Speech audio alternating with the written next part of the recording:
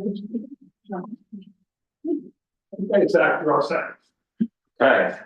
Good evening, everyone. Welcome to the August 4th meeting of the Village of New Paltz Planning Board.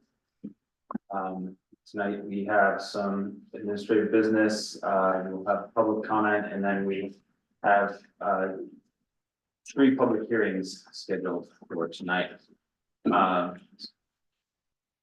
So to begin with, were there any changes to the July 21st minutes?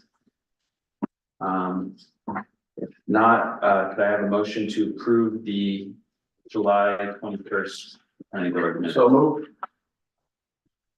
Could I get a second? A second. All in favor? Aye.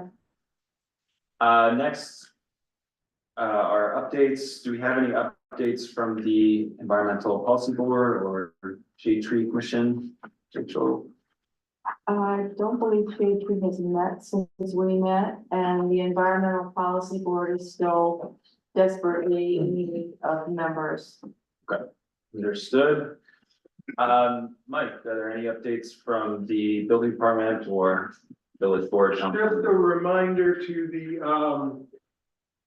board members about your annual training.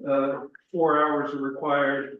If anyone is interested, the New York Planning Federation is doing a day-long class on September 5th, I believe it is, a Thursday, at the Roosevelt Estate in Hyde Park. If anybody wants to go to that, though, I need to know right away to get authorization from the board, because the sign-up date is August 25th. Is the last day to sign up. So I would have to get village board approval. There is a cost involved, but we have budgeted for training for you guys if anybody wants to partake. So if you want more information, there's 3 classes. You'll come out with 4.5 hours of training for the day. You'll have your 4 hours for the year. So, and we'll let Rich do village board update.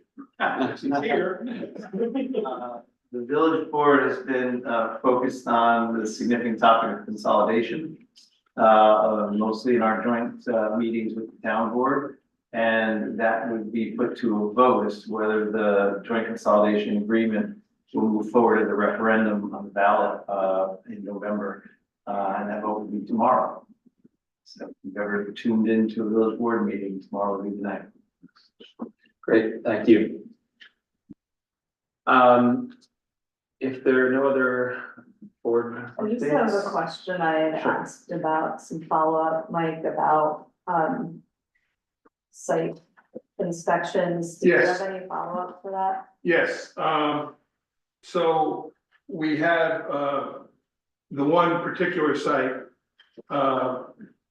at, There were 2, but right, yes. so the one that was, I'll say it, 2729 Main.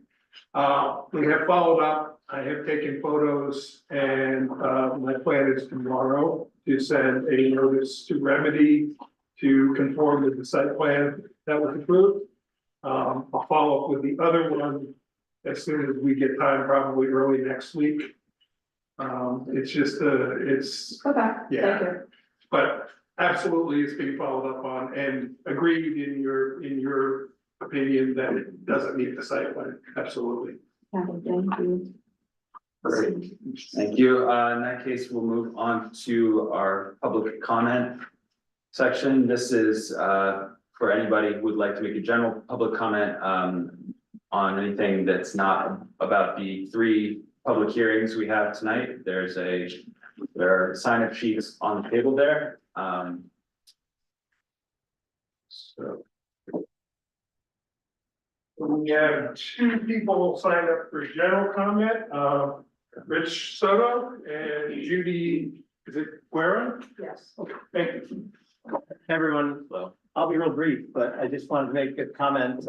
First of all, it starts with how much I respect and appreciate the work and service you all do. I'm proud to be a veteran of the planning board, and I think the work is so important, and know the degree of detail that goes into site plan review and approval, and how intentional that the planning board is when doing so. And what I've come to notice that I've brought to the building department's attention a couple of times, and it might be related to the question that Nikki just had, is that there might be several instances currently in the village where people are getting temporary C of Os for occupancy and not completing the work that would have completed their site plan subsequent to that temporary C of O. And what's funny is I was having this conversation with someone the other day and he said, oh, let me show you something. And I looked and he said, 20 years ago, this building got approved and they were supposed to do this and they didn't. And there's a door to nowhere out the back of this commercial building on Main Street. So 20 years ago, this was already happening where temporary C of Os are issued and then the project doesn't get completed. I share this with the understanding that some of this is enforcement related, and I share it also with a lot of empathy for the building department and how busy they are and how, as I see it, under-resourced and understaffed they are. But I think it's really important for the integrity of the planning board that maybe you think about ways you could, consider what your resolution, how your resolutions read. Maybe consider a meeting with the building department as to how important it is that people complete site plans so that we can try to all get on the same page with moving things to completion as opposed to moving things toward temporary occupancy and then outlasting the authorities. So thanks again for everything you do, and just wanted to put make that a highlight just from a resident and neighbor that I hope we can try to do a little better on those types of projects. Thank you. Thank you.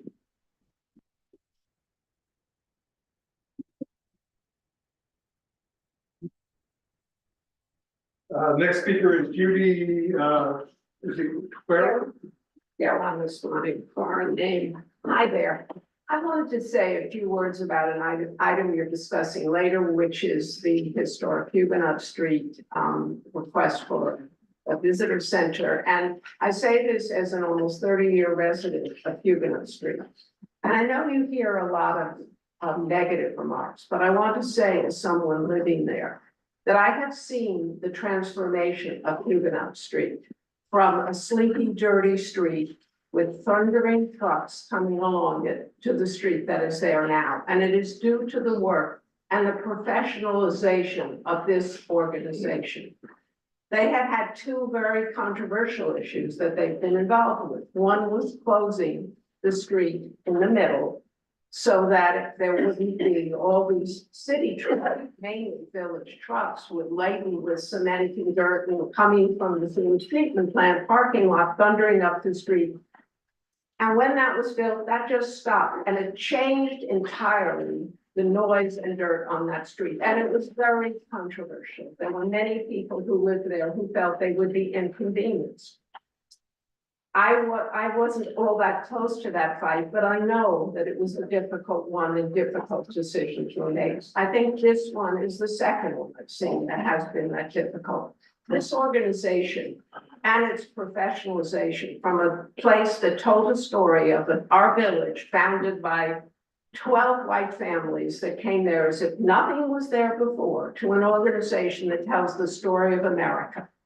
And it tells it as a story where there were indigenous people there were people who arrived, they brought slaves with them, they built a community. It's just a different story. And it has taken guts and leadership and a hostile federal environment where they've lost grants to tell the true American story.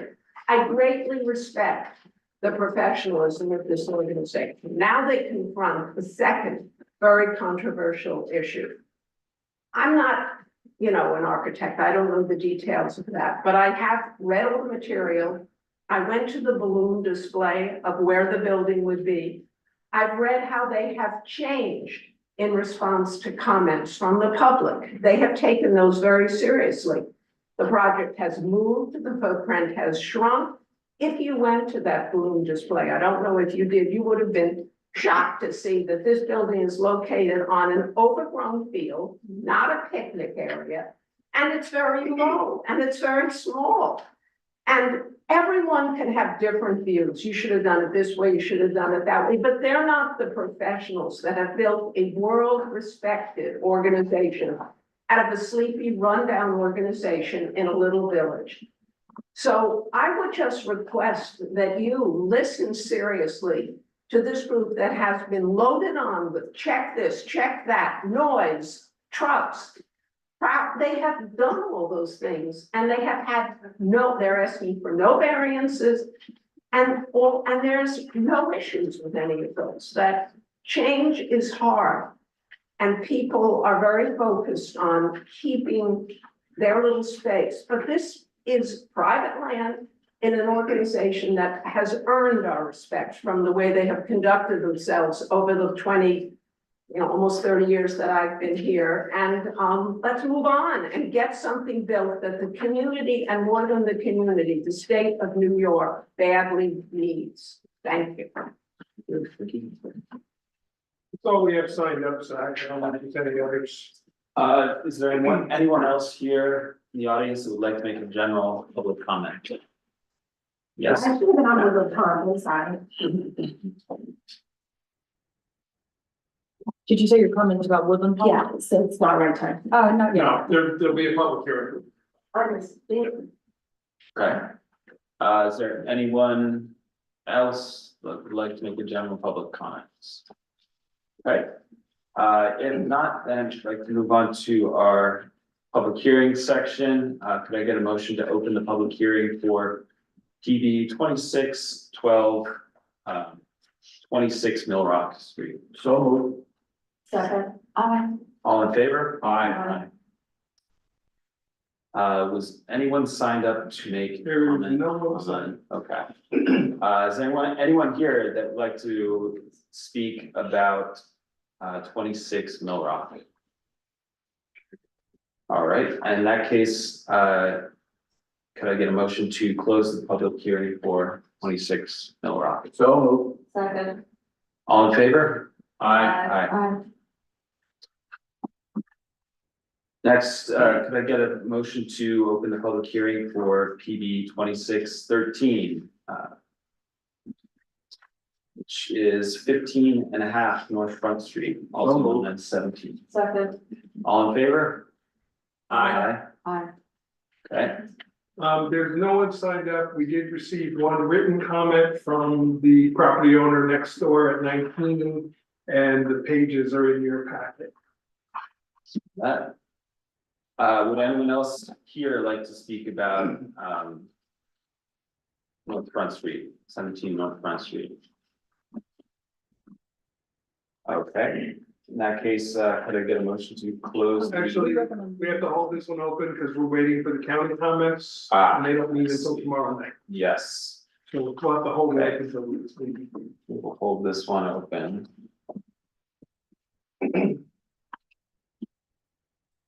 Next, could I get, actually, this one, next is our, PB 2601.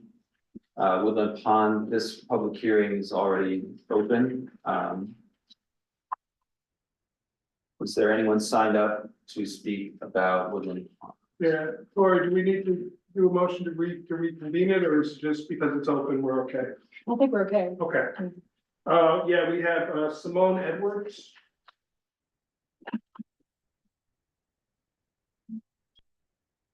Good evening, Chair and board members. My name is Simone. I live at 5 Lent Drive. I will be speaking on behalf of the Lent Drive residents this evening. First, we just wanted to acknowledge, we realize that a lot of your time has gone into this. We really appreciate that, not just because of the scope of the project, but also because of the concerns that we've raised as residents. So we thank you for that. We're also very appreciative that Woodland Pond has made every effort to close George Jansen Way. That's very important to us. They also sent over an updated landscaping design yesterday. There was an increased buffer zone to help mitigate the impacts that such a large development would have on our properties. So we are very thankful for that. One of the residents on our street decided to retain their own legal counsel. And as a result, there was a letter sent to the board today. We saw that for the first time today as well. We realize it's a very lengthy letter. There's a lot of items and concerns in there. Obviously, there was not ample time today to really properly address them. So we are respectfully asking that the public hearing be held open until that process can be fully and properly completed. So thank you so much.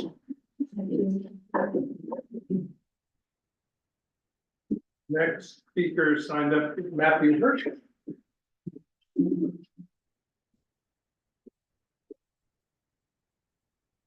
Hello, Chair, members of the planning board. Just want to echo Simone's statement, I appreciate the time and effort, and these are going to be my shortest comments to date.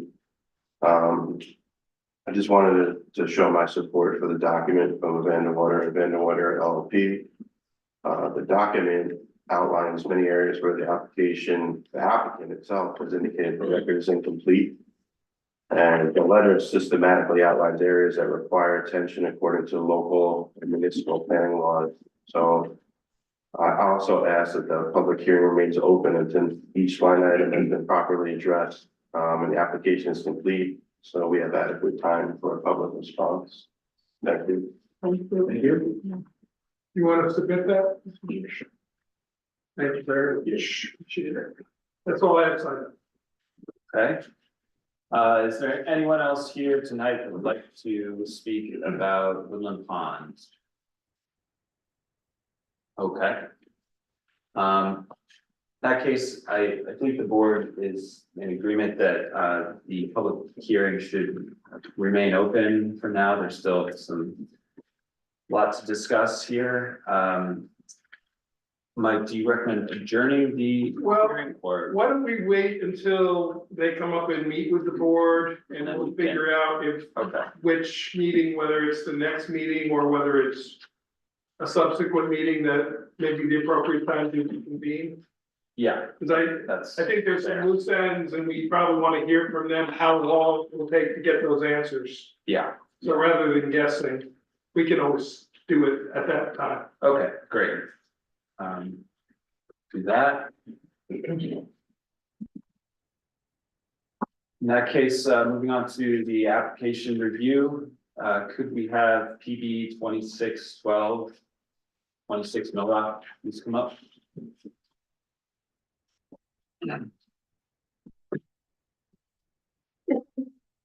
Hello.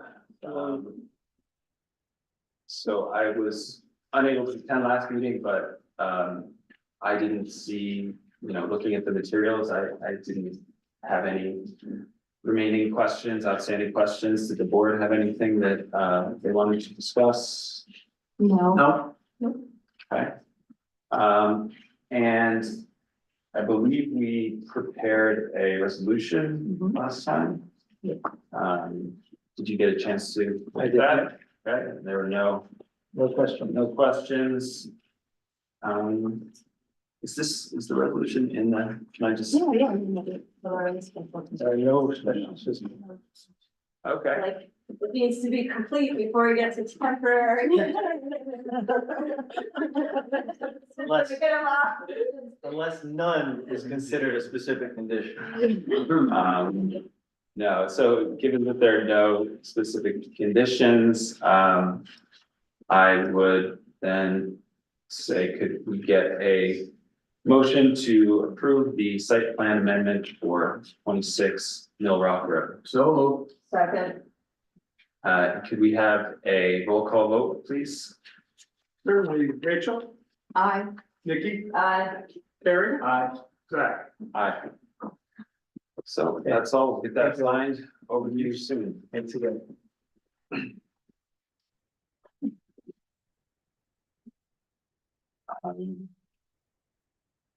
Next, could we have PB 2613, 15.5 North Front Street, please come up.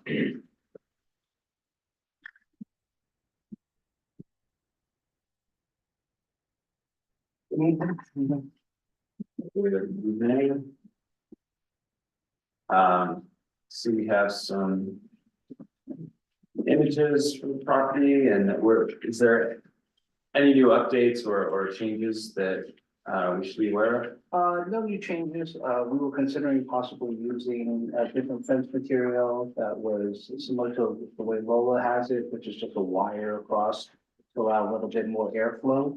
But that's just one of those things, when we finally start putting it together, we would still make it the same kind of color scheme as the building if we do something solid, but otherwise considering doing like a dark metal with like the thin wire. That's the fault we have to go through between the two. Other than that, there's no changes. The building is beige, is that? The building is beige to match the original historic color with the historic commission. They said they wanted that color, so we continued that color scheme. It's better than charcoal. Okay, I think there were just a few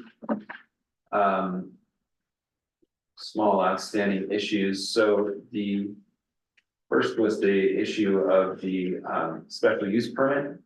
Were you made aware of this, that the application will need a special use Yes, permit for the outdoor cafe? correct. The outdoor seating, correct. Okay, Were you able to provide a narrative for those or? I thought there was one already in there. When I checked it again, it does say for outdoor seating, and it includes a map of where we propose like the seats to go. Obviously, when we build it and we see how much space we have, it has to fit in the space that we have. yeah. I think that if there are a couple questions that are part of that special use permit that are in the code, so I was wondering if you could just provide us with some written answers to those short questions, Sure. stuff I can about, email the question Okay. to you. Yeah, Not a problem. that sounds good. Yeah. they're very straightforward. And we will need that before we vote on the resolution approval. Then also, Mike, you brought something to my attention today about, Yeah, so the comment that was received from the neighbor at 19, she provided a recent survey that she had done of her property. And she showed a picture. She just expressed some concerns about the seating that was proposed on the side of the building next to her building. She didn't have any concerns with I spoke with her by voice, and then she sent the comment afterward. But she said that there's two tables in the original proposal on, excuse me, I'm not sure what side of the building it is, but between 17 and 19. And she's concerned that there may not be enough space there between her building and the applicants to actually put those two tables. So that she just wanted, that was her only intention, was to just bring that. So she said the picture and the survey to sort of show you. There are required square footage. There is not for outdoor seating, Oh, yeah. would that change the footprint of the outdoor area at all? No, I mean, he's showing a proposal and sort of in disclosure, I said to the applicant, put as much seating as the maximum you think you'll ever have. You can always have less than what's on the plan. So it's really, I think, a discussion with the board and the applicant to see if they think those two are feasible or not. If they're not feasible, we would just ask that they be removed from the plan and the others remain. So it's just the location of those two tables that may be the issue. Okay, Reasonably speaking, we still have to maintain egress, right? According to code, we have to maintain a certain amount of egress for people to safely leave their seats. So if we can't maintain it, we can't put a chair there anyways, so it wouldn't be done, it would just be vacant. okay. Well, isn't this the side of the building where you were gonna build a platform Correct, and then there was seating and trash receptacle? correct. How wide is the platform you proposed? So the width of the platform that I proposed was approximately, I have a survey too done when I had purchased the property. And it shows something very different than the one that 19 North Front had submitted in here. One of the things that I already see is that the adjoining building is a straight line, which the building is not, and that structure was already there when their survey was done. So I question the validity of their original, of their survey. And never, if you look at the picture that you submitted, you can actually see there's a cut in the back part of the building, which is not present in their survey. And this structure was already in place at the time of the survey. and this, I mean, it looks like her survey was, she said it was done in January of 2026. Or December of 2025, correct. And this building structure was already So There. revise the chair. So I guess the question is that does the survey have to be filed with like how do you do dueling surveys? So, well, that question I'll leave to the attorneys. I will say if the board approves seats there, and when we go to do the physical building and fire and safety inspection, if there's not enough space for egress, then those, whether the tables are on the site plan or not, they gotta go. So if there's not enough physical space, it will be addressed in that inspection.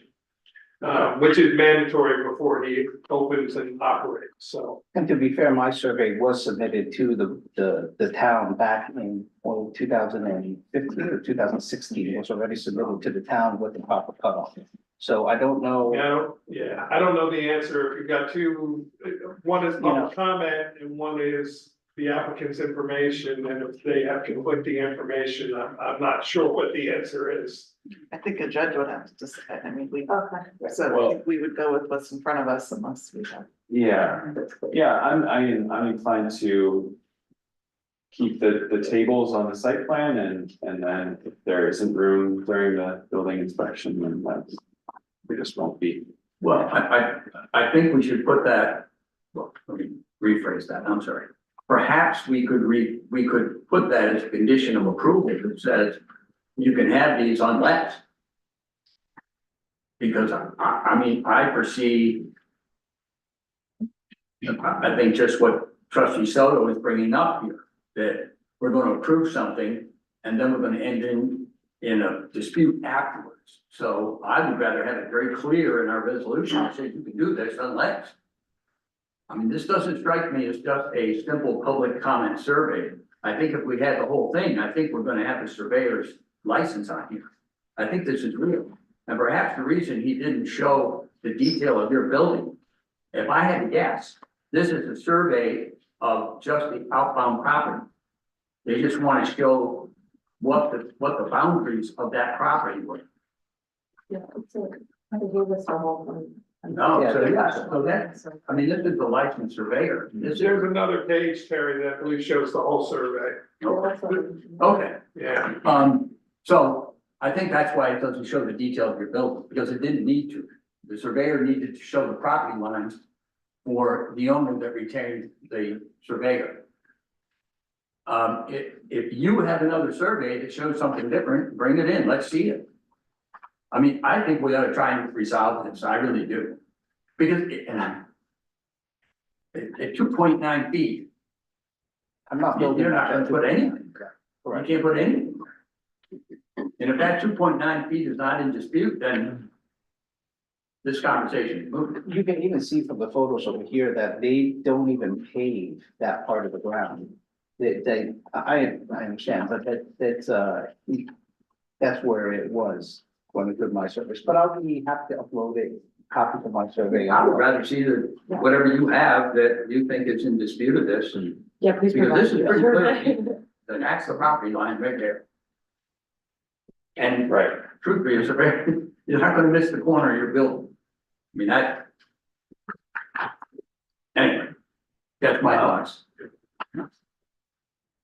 Well, I guess would a special condition of the resolution be appropriate here? Like, could we word something like this is, You already do in your general conditions where you say that, all local, I forgot the exact wording, but it basically says that all laws must be followed, whether they're local, county, state, federal.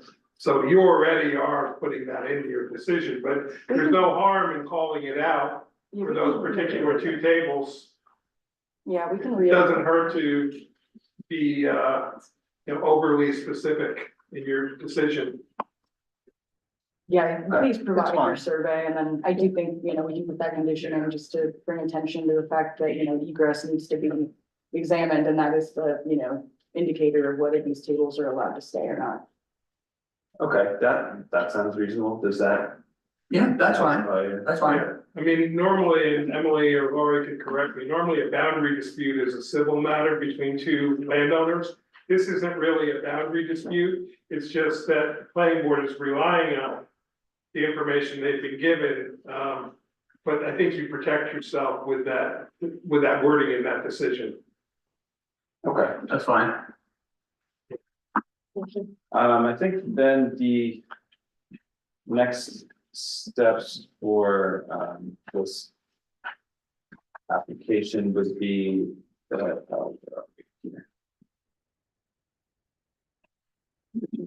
They put a counter or something that would take up less room than a table. Well, yeah, people sitting in a single row instead of in five shots. You would even. possibly, I mean, seems like a pretty tight space, but it's up to you. I think at this time we could authorize the drafting of the resolution of approval with the specific condition. And then, Well, we'll want to make sure that the applicant does submit that narrative and that we're able to go through the specific criteria for the outdoor cafe. So before, we vote on that approval, we should definitely make sure that it complies with all of those. yeah, We absolutely. can always amend it at Yeah. if need be. So, right, if we authorize that now and then you provide us the special use permit information at the next meeting, we can go through that and hopefully everything will be in order and we'll be able to vote on the resolution then. So could I get a motion to authorize the creation of resolution of approval with the discussed specific condition? So, Second. All in favor? I, So I think that's all for tonight and we will see you next time with that. Thank you. And yeah, please submit your survey and the special use permit questions. Thank you.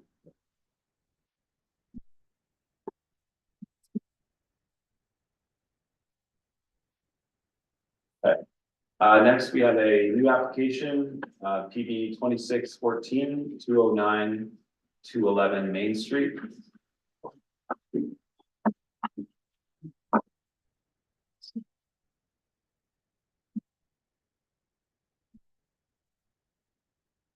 Hey, everybody, how you doing?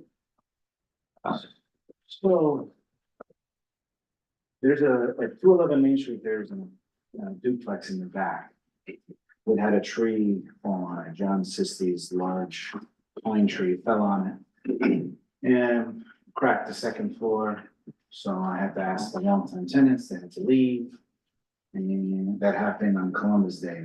So we finally got it resolved with the insurance company and I'm looking to add 3 bedrooms to that existing duplex. The roof height is staying the same. So I'm not going any higher than the original building, and just adding dormers on both sides. I need 12 parking spaces. I currently have 14 on the site plan, the original site plan. It's included. And I don't need a variance because I'm not going any higher. I meet the parking requirement for the bedrooms. So, I'm just here to get your blessing. For the board, I included the last approved site plan, copies of that, which was undertaken for the front commercial building, but the garage that was already converted in 1984 to residential was included in that site plan. And this, Okay, and that drawing shows the dormers. It's in the Great. packet as well. So right now it's, the duplex is set up on first floor, 1 bedroom with attic space, huge attic space, it's not basically. And then the other space is already a 2 bedroom upstairs downstairs floor plan. And yeah, just trying to make something out of this disaster. Okay, and so Mike, is there a site plan or an up-to-date site plan, accurate something? So the packet, the staple page that has the, site plan and special permit approval from 2011. That was the last site plan that was approved.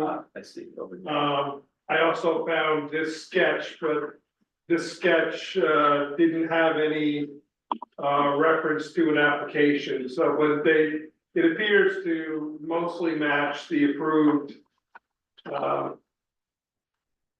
site plan. And I did take a drive to the facility and look, and this plan does match what's there, Okay, great. so. So there's 14 spots, there's a handicap spot, there's a loading handicap spot as well. And for the code, I need 12, so I have to extra. See, we have the zoning determination from the building department, and it looks like it meets all. The only thing I did notice that I didn't mention in the zoning determination, because it was when I went on site, is I don't think the dumpster has any enclosure around. It's just there, so that may be one thing, because I think the code may have changed since this approval, that it requires an enclosure around it. Mm-hmm. I can verify that, I just don't remember, I don't know, do you know the answer, Mo, if it's just has an enclosure or not? There is no enclosure. My office is located. Right, but you'll do an enclosure. I can, sure, yeah, that's no problem. Yeah, I think it would be Yeah. great to get it, bring it up to code there. In Yeah. that regard, so we have an enclosure and just, showing that on the site plan. I don't really have any other questions or concerns about it right now. Does the board have anything? Okay, yeah, in that case, there are a few actions we can take tonight. First, could I get a motion to classify this application as type 2 under seeker? So, Second. All in favor? Aye. Does this application require results of the Ulster County? It does not, because it's residential. Okay. So, and there's no change in parking, so does not require. Yeah, I would say then that we don't need to, for this. It also, it's in the B2, but it doesn't require a referral to the HPC or the DRB, excuse me, because it's residential. So you're certainly, I know they're making a physical change if you want to ask their opinion, but unfortunately they don't meet in August, so. I mean, I don't think the changes presented here really are in the spirit of that board. If it was a business on Main Street, I would definitely think that we should, but given it's just some small changes to the residential building in the back, I think we need to do that. So the last thing would then be, setting public hearing. Could I get a motion to set the public hearing for PB 2613, for our next meeting, August 18th? so move. Second. All in favor? Aye. Great. Great, I'll get that enclosure drawn up for you and submitted. Thank you. Thank you very much. And Mo, I'll get those, out to you probably by Thursday, for the list. Okay, Davis. Okay, thank you. Thank you. Okay, next we have PB 2601, Woodland Ponds.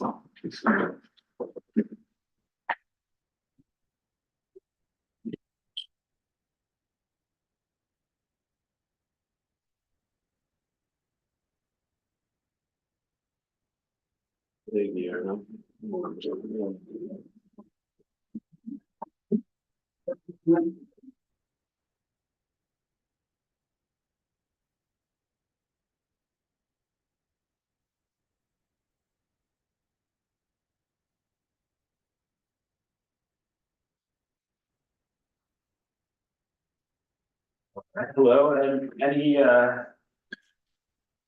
updates or overview on the recent submissions or changes that you have? Yeah, actually, we had submitted, for the plans, I have a full-size copy here just to look at.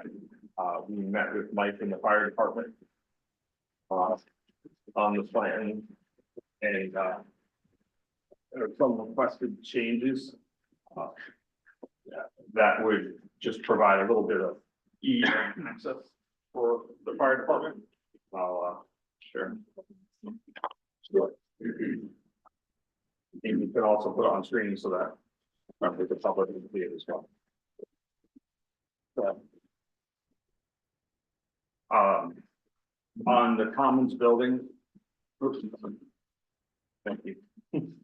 On the Commons building, we worked with the fire department about the fire access lane on George Danskin, keeping that 26 feet, which it was 24 for two-way traffic, making it 2 feet wider just to the end of the building.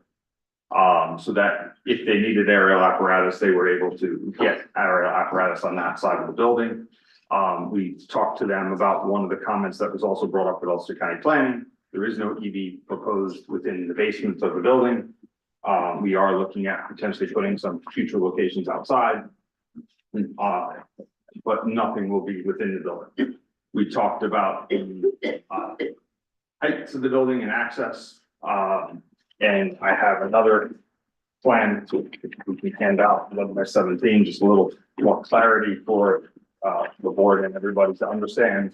When you look at the buildings themselves, the areas that are over 30 feet and that are not over 30 feet. So there's the section in green on the one you have there is over 30 feet, which is what's requiring the variance when you do the average grade calculation. The other areas around the building are 30 feet. When you look at the perimeter, almost 70% of the building is 30 feet on the commons area. So a small portion of that building is actually over 30 feet. You can still see it, okay? So one of the things that was requested was on the upper side of Commons Area B was to get access with a fire lane. They anticipate coming through from the hybrid side. So we did similar to what we've proposed on the, it's not shown on that plan, the actual access, sorry. Coming in there, yes, the same thing we proposed for access at the Woodland Pond proper during the last site plan application, a grass paver system. So it would be green, but concrete underneath that they could drive on.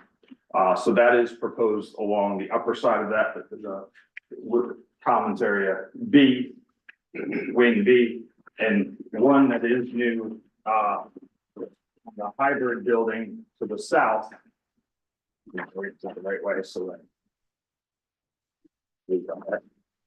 Hybrid building on the south, they did ask for just an emergency access on that side there. So You can see that in on the screen, but bottom left of the. You can't, because the It- closed it- caption is. yeah, behind the steps. Well, you know, in the. But you can see the intent there is to get behind the building so that. they can Correct. Get access. So that'll be a grass paver only for emergency access. There'll be no signage, there'll be nothing there. And we'll work on getting that approved through the, Dutchess County or Ulster County DPW, as well as the main entrance road there. So that's really the one change that we did there. Something we have not uploaded to Municipal yet, because it was just under review and listing of the plan.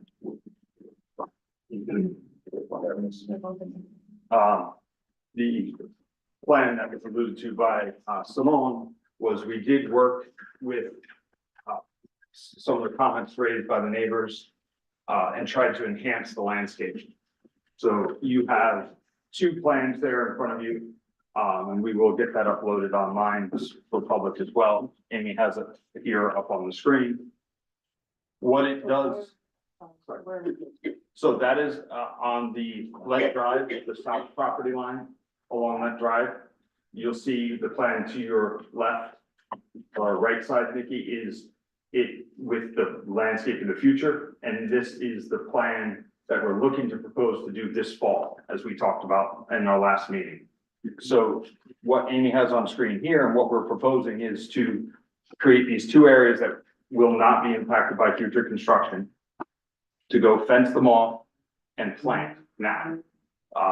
Obviously with the board's blessing and work through that, how we do that now. But we'd like to go in and start establishing that buffer so that it has time to grow before we ever, if we ever get started with construction, you know, I mean, through the permitting process, assuming we get through it, we don't, but it's at Woodland's risk and they'd like to proceed with us planting those areas. So that would give us 3 years of, you know, those trees maturing, to create that buffer to the neighbors.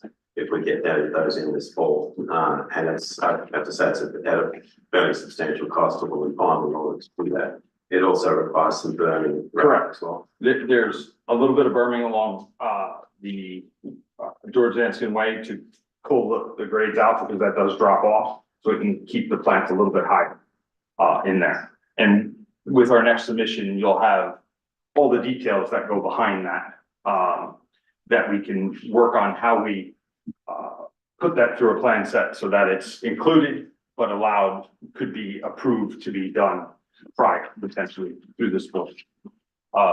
What we've done with that landscape, we did walk the site, we did go through the property with our landscape architect, and we've created the foreground, with plants. There are a lot of dead trees and vines and stuff in there that we want to pull out.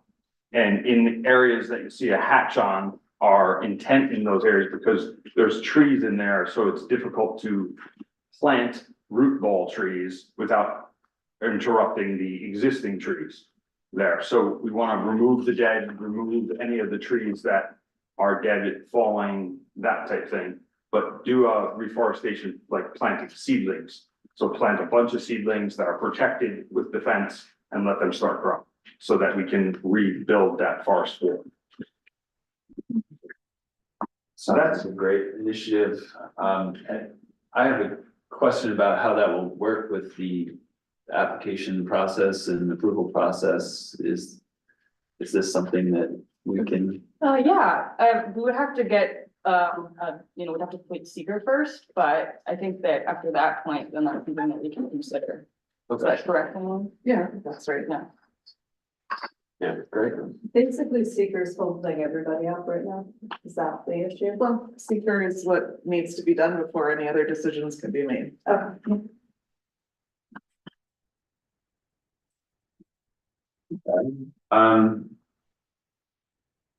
So about the fire access, then has this plan been signed off by the fire department? I guess Mike's. I don't want to speak for Mike or the fire department, but this was an outgrowth of the comments specifically from. Yeah, in our meeting, this is what you required, so, Ken, has he actually looked at The plans were submitted and sent to him. I don't know if Mike's had a chance, so I'll have to wait for Mike to come back to ask him that question. So we're just waiting to hear back for confirmation that everything is up to their. as What they've discussed? asked. Yeah. Yep. Okay. Great.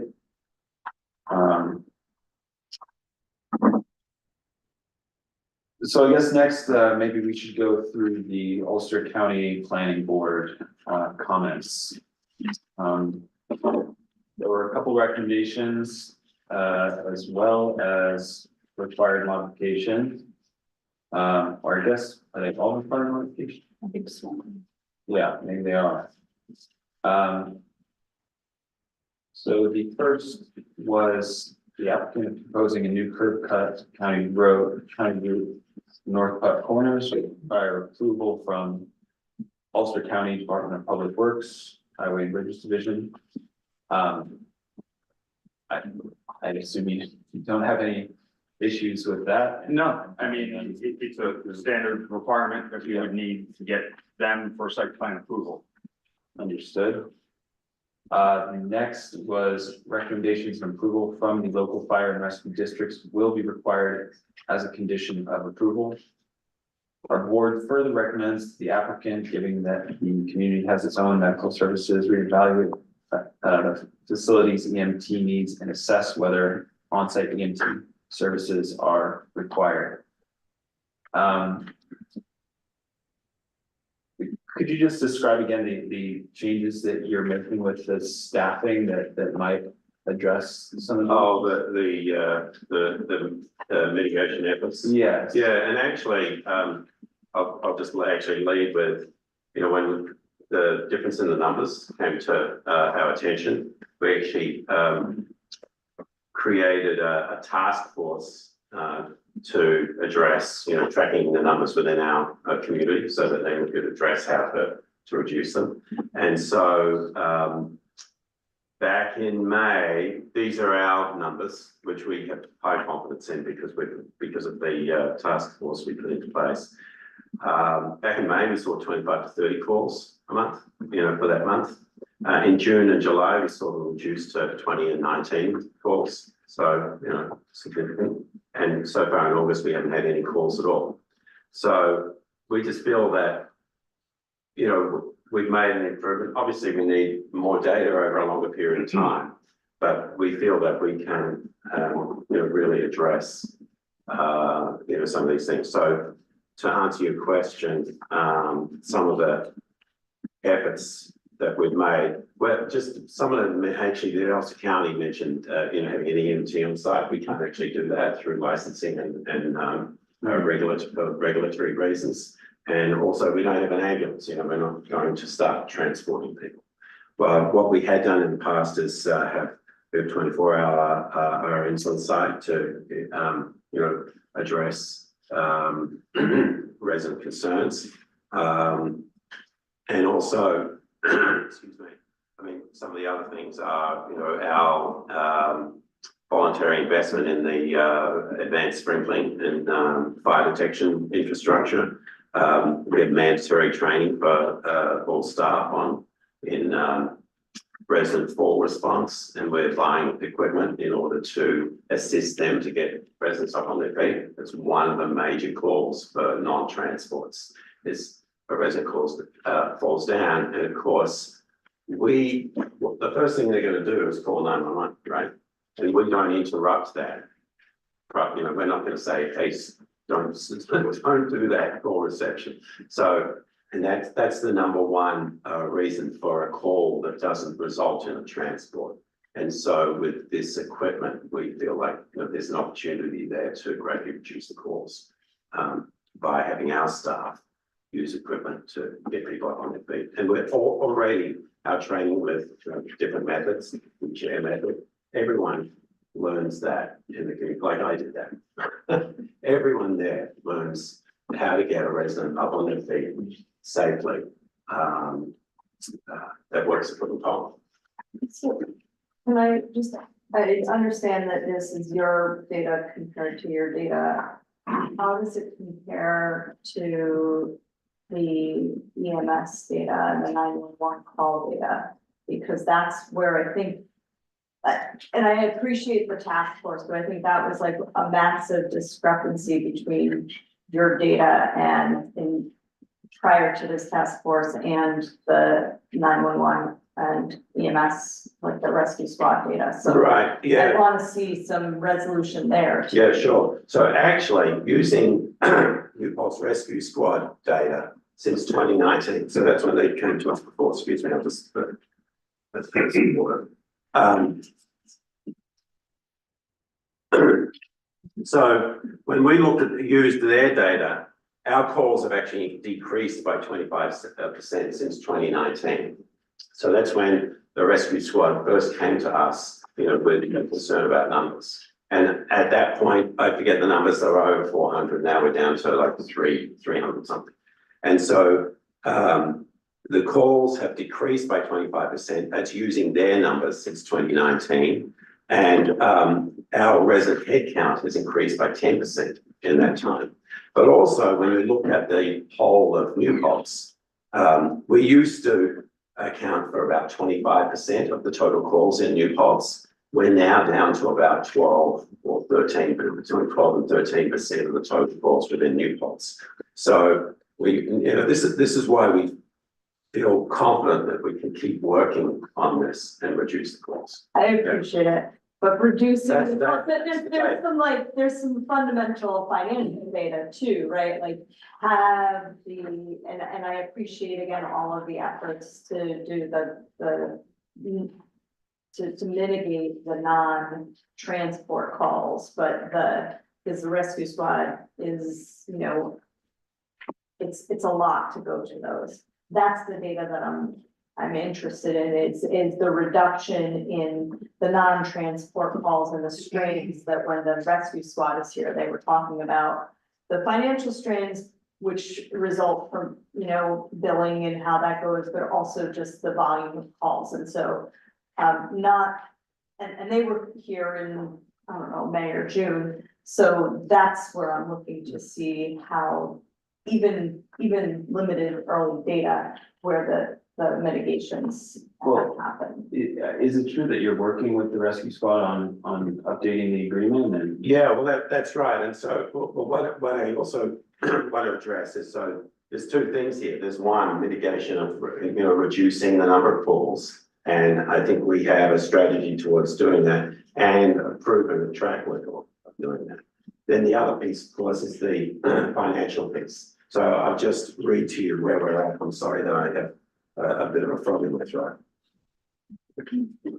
So we understand the concerns of the planning board related to the potential increased use of emergency and other municipal services with the addition of the 80 units. And that's what we're talking about now, is what the impact on the community of that additional 81 units. So the current pilot agreement makes it clear that additional structures constructed by Willow Pond are excluded from the provisions of the pilot and subject to full standard taxation. So that's the case for the 6 cottages that we built back in 23 and 24. They're taxed at the full rate.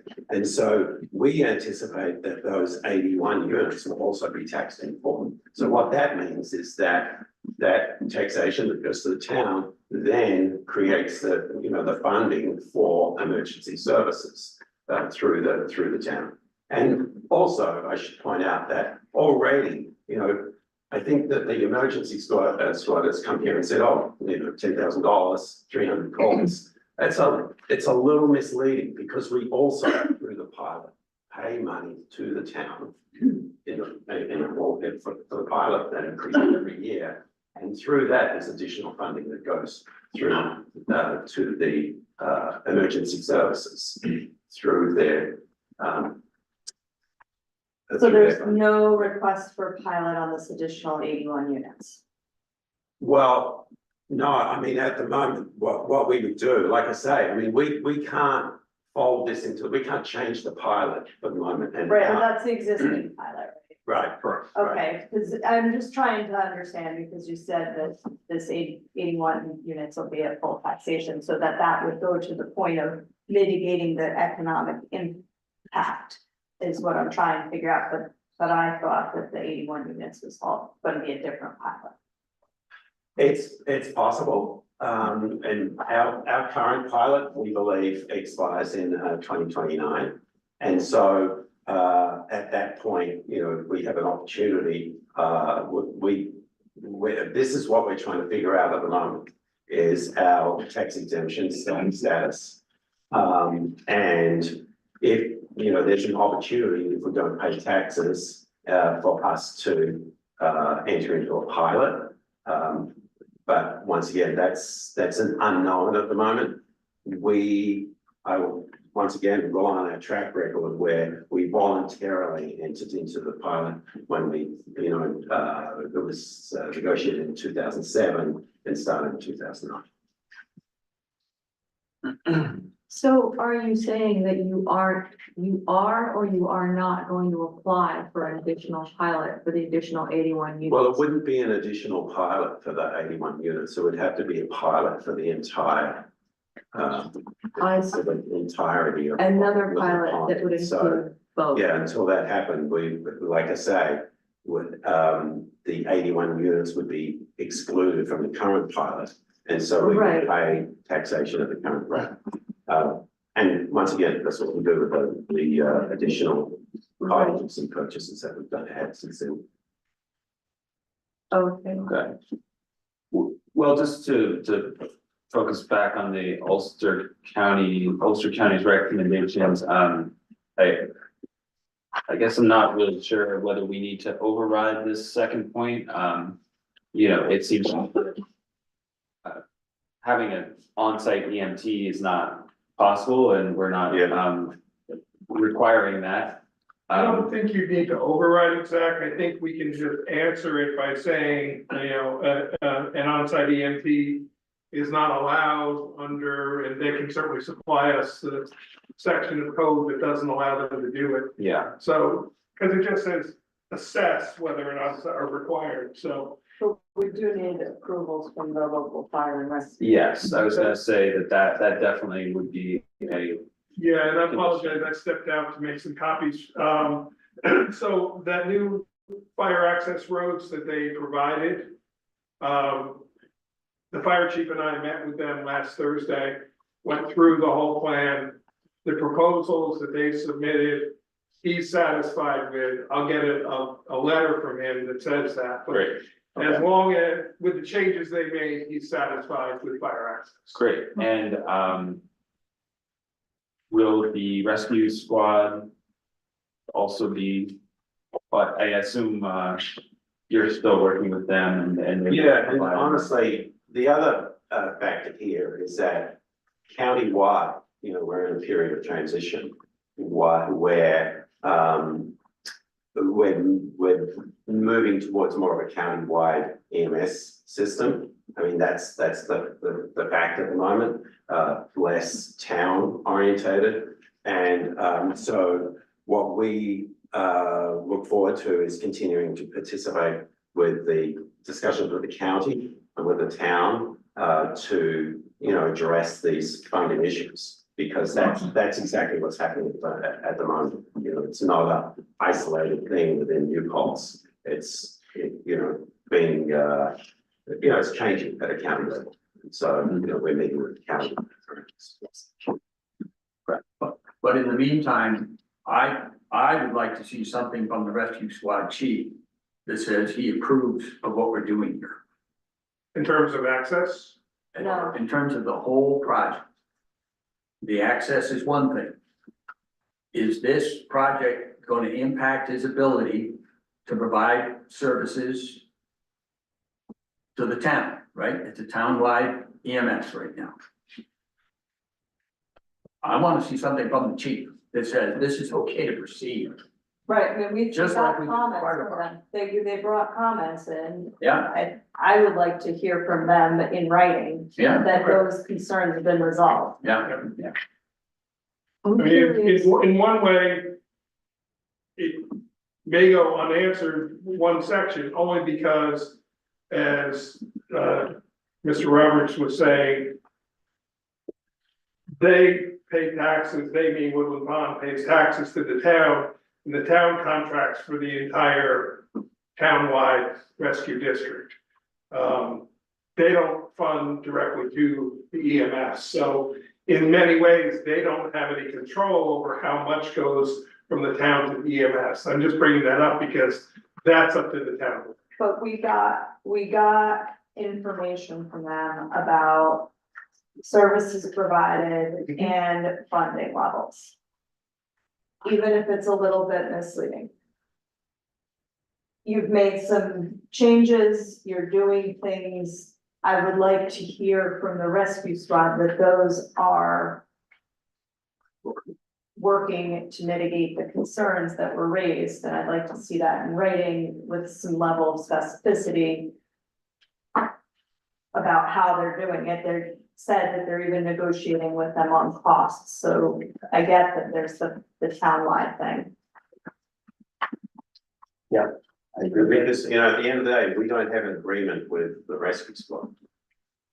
No. We have, we have I five. understand, Yeah, that. yeah. I'm just asking for their written opinion that the concerns that they raise have been worked through and addressed in a way that doesn't overburden the system that we are currently operating under. Does the board want me to approach the town supervisor and find out if they plan on increasing revenues or?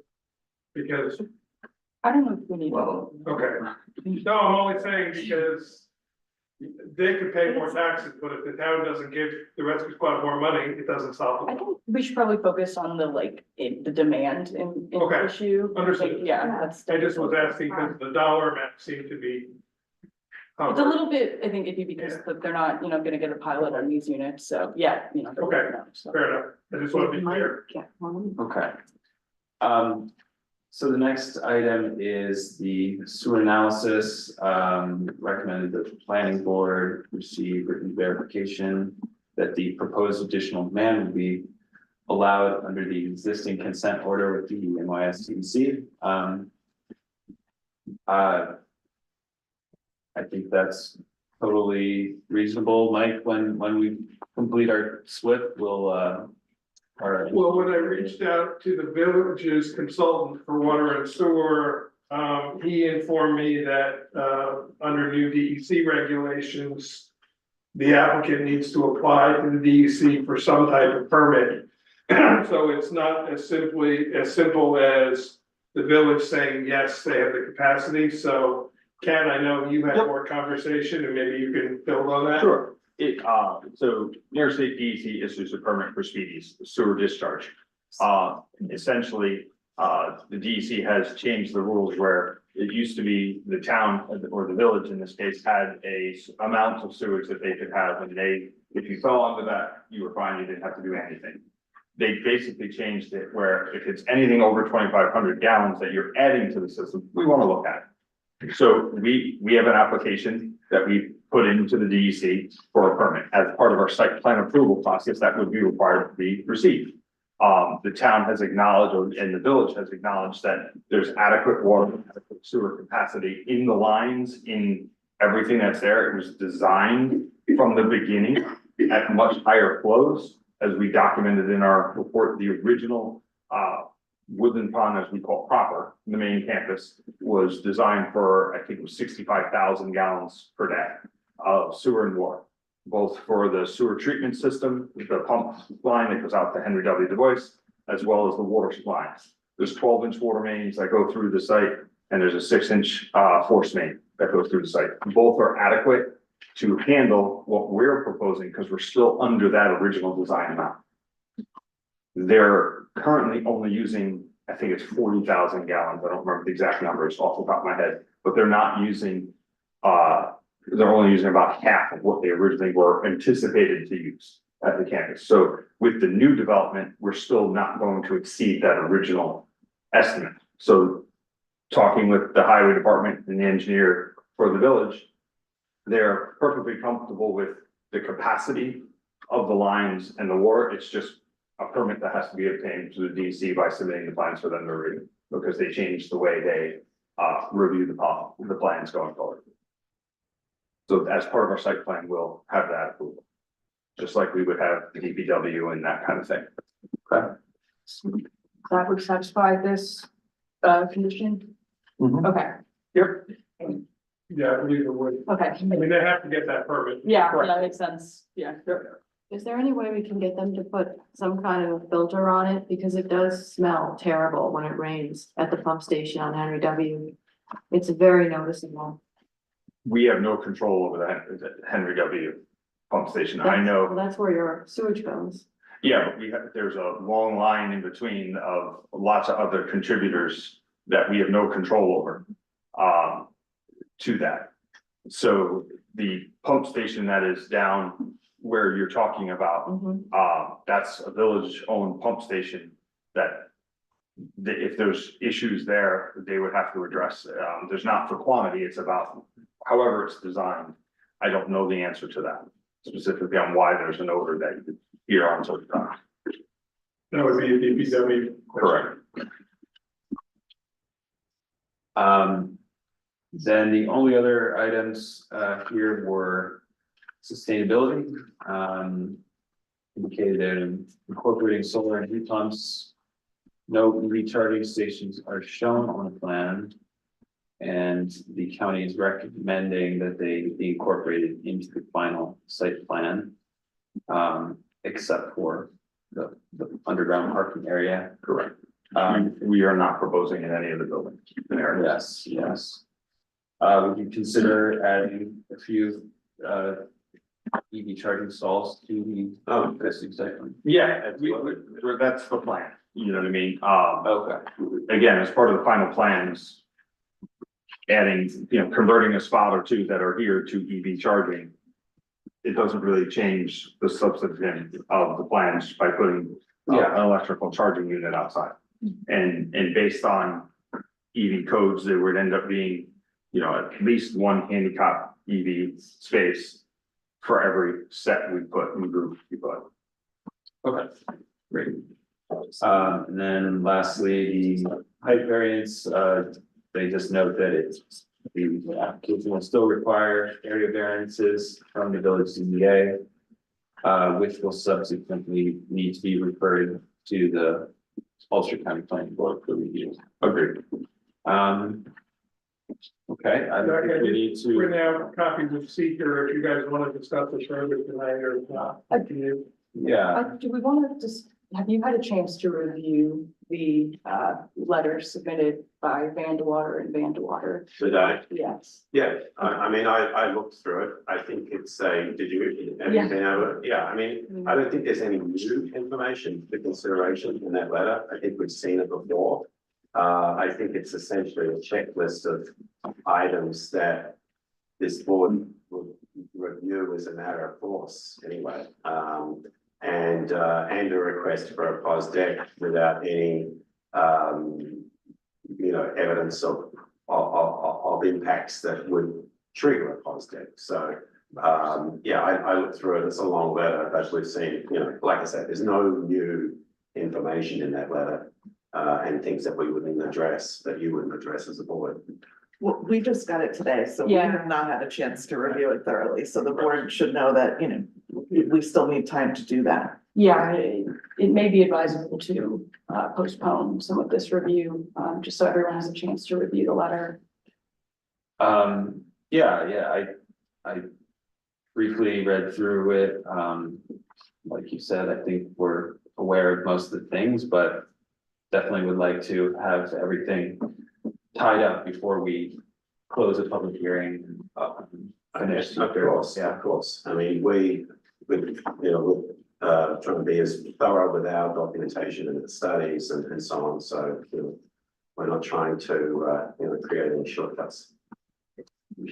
And where are you on the DPW? Because I think that's one of the big pieces that we're still sort of waiting on answers from.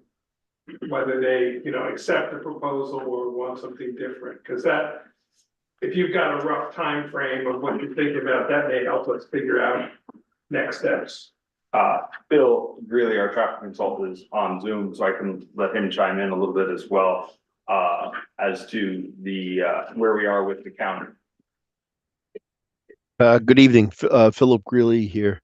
So we are working with Ulster County on the curb cut access permit. They've been out to the site, they visited that, provided us with, comments on maintaining the site distances, which is pretty straightforward as just, some easement areas for maintaining those sight lines.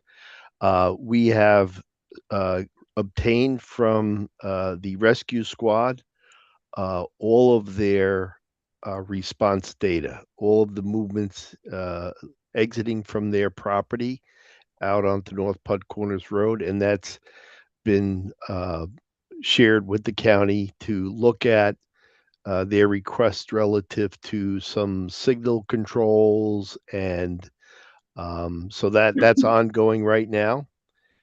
We will be meeting with the county again to go through that, to get direction on that and or any other improvements that they would like along the county road frontage there, really relative to the rescue squad requirements.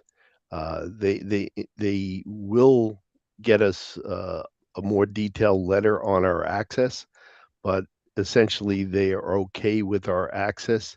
The location is the best for the site distance, and we're going to continue to work through and get some improvements to help the rescue squad.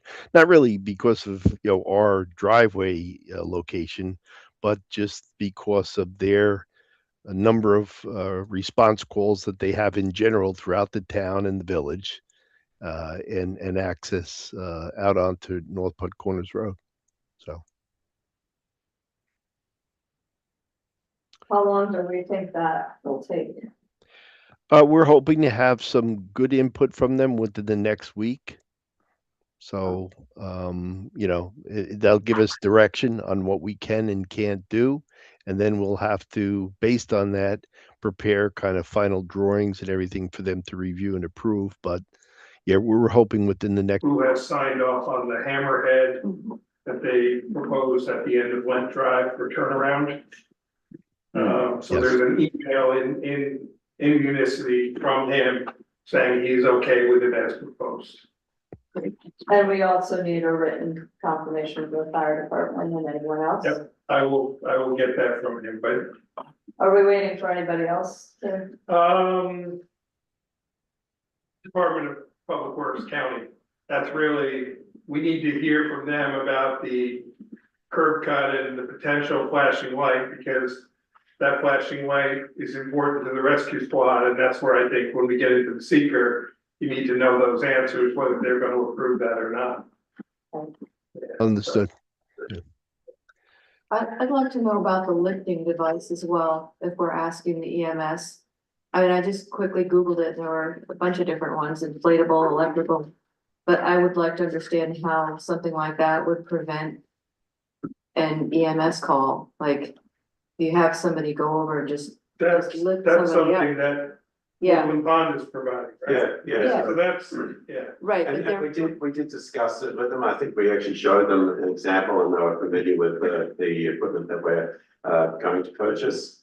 They're obviously familiar with that. We'd be happy to buy something that was recommended by them. right, that's what I'm But asking. essentially what it means is that, when you're helping someone to their feet, you are not, because you're not a trained person, you can't physically lift them or pick them up or touch them. And so these devices can have various methods of supporting that person, maybe to knees in order to get up, or support them in a way that they can stand up of their own volition, or with the assistance of the device. And so what that does is, it means that we could do that internally within Woodland Pond with the staff or with nursing staff, rather than that call being put out. And so that's one of the biggest reasons why there's a non-transport call to the rescue squad. You just said you weren't gonna tell people not to call the EMS, not to call the concierge instead of the EMS. Yeah, I mean, we can't. So how, if you don't do that? Because I mean, like everything, it's a matter of educating people. And so if residents understand that we have this education and this opportunity and device within our organization, and they feel comfortable calling, say, concierge and saying, hey, I'm on the ground. I mean, all our residents have PERS devices, so that when there's a fall, we get that, it's recorded, we know that someone's in trouble. So, it creates an opportunity for Okay, thank you. Sure. Dave, could you maybe provide just a spec sheet of that unit, and I can provide it to the board, and maybe a number, or Yeah. How many of them? Yeah, and we'd support, like I say, we'd support that with training and so on, which is an extension of what we already do within Woodland Pond. Back, the other issue, I think Rachel, you had some issues you wanted to bring up about the salamander crossing area. Yeah, why don't we talk about the environmental studies and environmental issues, were there some Well, changes you wanted to see? I just, when we go through seeker, I just wanted to make sure that even though, the horseshoe shaped pond, it's an important area for salamander breeding. It's well documented, but the documents haven't been, I guess, organized before in a way that you could tell. You could see how it's the most important breeding pool. It's probably one of the last breeding pools in the village. So it hasn't been listed as a critical environmental area in the master plan, but the master plan hasn't been updated since 1995. And subsequently, there have been numerous recommendations to classify this as a critical environmental area.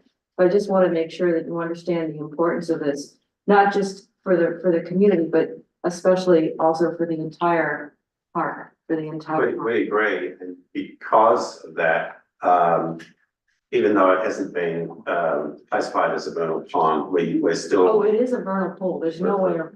Well, it's actually within our environmental study, it comes up with a woodland pond, is that correct? Correct. And so, but we are still observing the setbacks that would apply for a vernal pond, which is, what is it, 700 feet? Yeah, so so we're still enforcing that bio-volition on this application. So what we're enforcing to Dave's point is within the 750 feet, there are studies on how much impact you can do to not affect them. We're staying under that number, which is 25% of any hard surface within the areas of a vernal pool. So that's what we're working with. We are still keeping 100-foot setback. This pond was never on Woodland Pond's property. It was on the neighboring property. Right.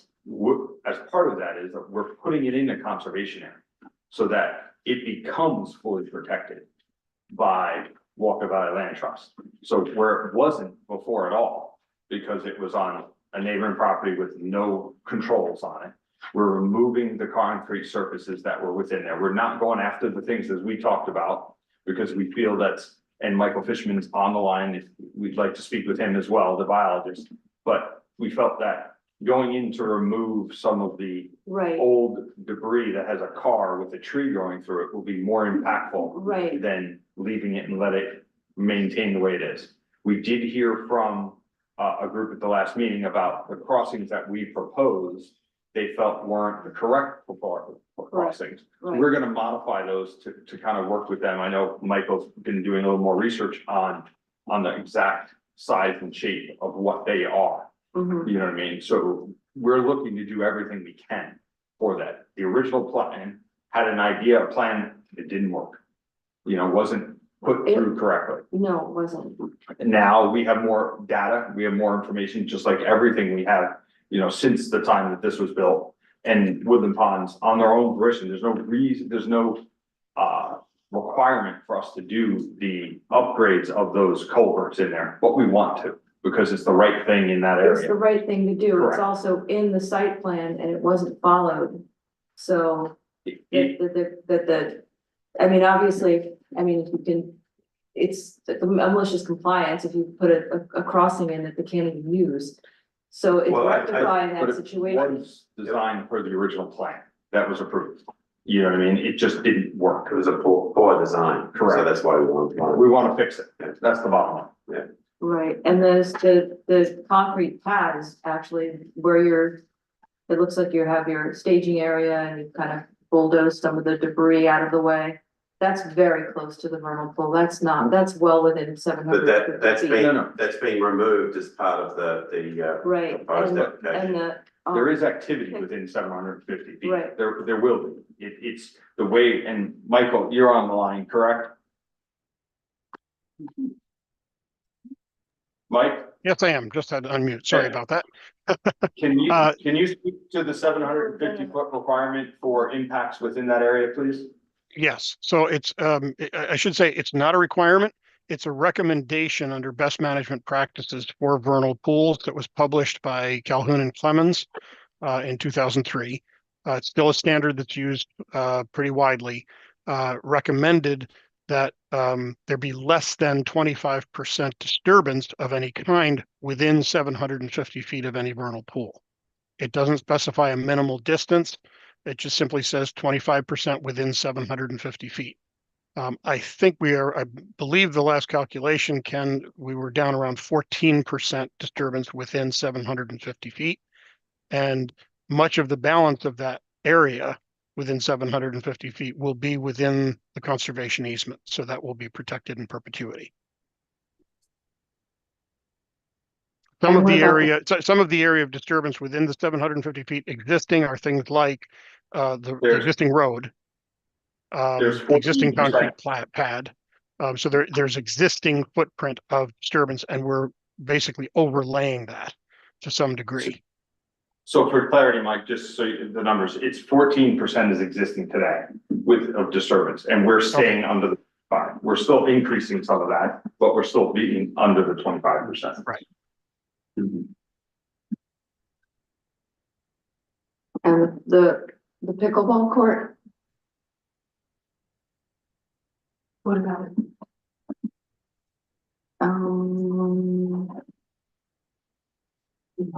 That's well, That's outside the 100-foot area. Yeah. See here. So what is your concern about the pickleball, the noise? Or The noise and the disturbance. so actually we just completed a pickleball court in the existing facility, and it's indoor. And so what we did was purchase bats that are quiet, so it wouldn't affect anyone else. And we actually use the regular ball and these quiet bats. And thankfully, even in the corridor outside with glass looking in, you can't hear the ball. So yeah, so we made that investment for to make sure that residents use those quiet bats. And that's what we'll do for the big ball courts here as well. Okay. Are there any other concerns? The environmental. There were some, I know there were some additional comments that haven't come in yet. But the public hearing is being kept open, so. Okay. Are there any other agencies that the board wants to hear sign off from? I have the list of what we talked about tonight. Is there anything else, any others that you're thinking of that we haven't mentioned? I don't believe so. Okay. But Well, we're not getting those for the next time we meet. yeah. I just also wanted to briefly discuss the special use permit requirements and the narrative that was submitted a while ago. I mean, Mike, was there anything in particular that the board should look at? I mean, I've read through it. Yeah, I'd have to go back and look at it. I'll be honest, I'm not really prepared. I read through it way back when, but I don't have enough memory of it. If you think, Ken and Amy, maybe you guys should take a look and see if anything needs adjustment. Updated based on what we've done. Yeah, and maybe rather than doing a Unicolab, if you could just submit a 1-pager or 2-pager with the question and then your answer.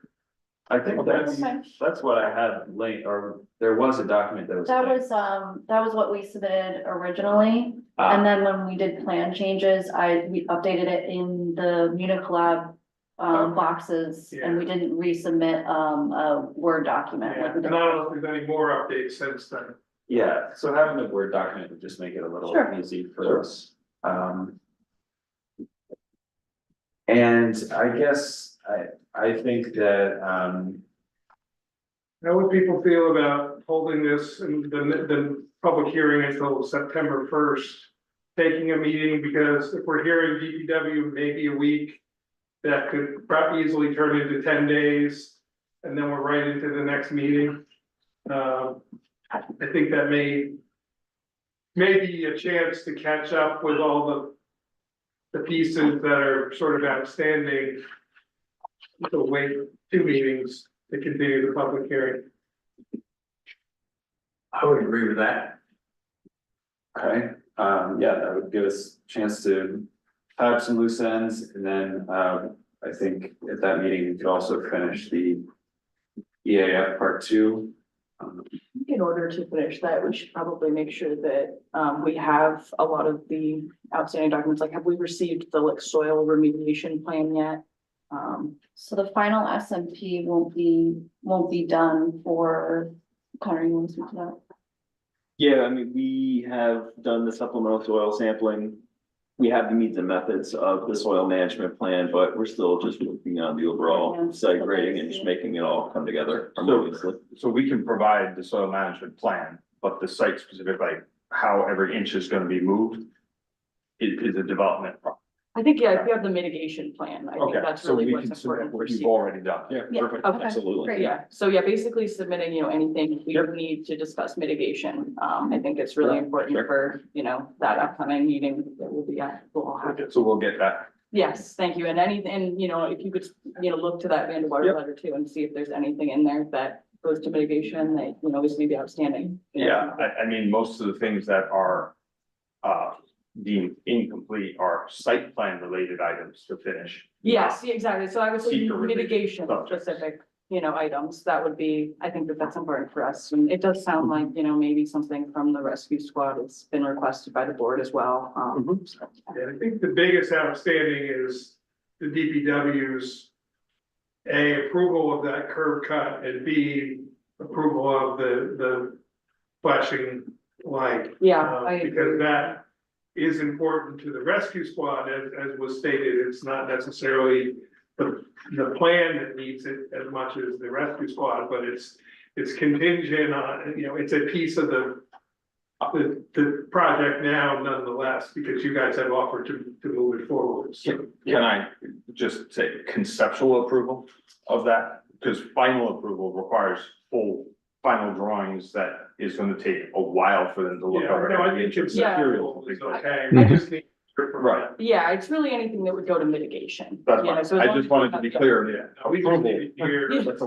That's a broad subject to Yeah. that. with No, we just DPW. need to hear that that they're okay with the concept. Yep. Certainly, we understand final drawings are different. Right, okay, just wanted to be sure. Okay, great. I think we have plans. So can I get a motion to adjourn the public hearing until our September 1st? So moved. Second. All in favor? Aye. You want me to leave these with you, Yeah, the full we'll- size? These are, what do you want? Yes. Mike, do you want, please? Yeah, please, yeah, I'll take the full sizes. Yep.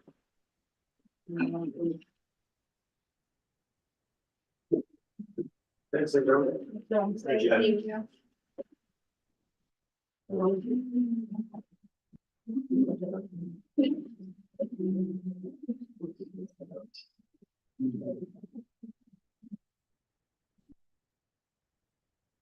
Thanks, Ken. And you'll get with Nadine to just. Yes. Yep, post a small copy you had to show. Okay. Yep. And just clarify. We have TD 2515. Moving on straight, brought it after, please.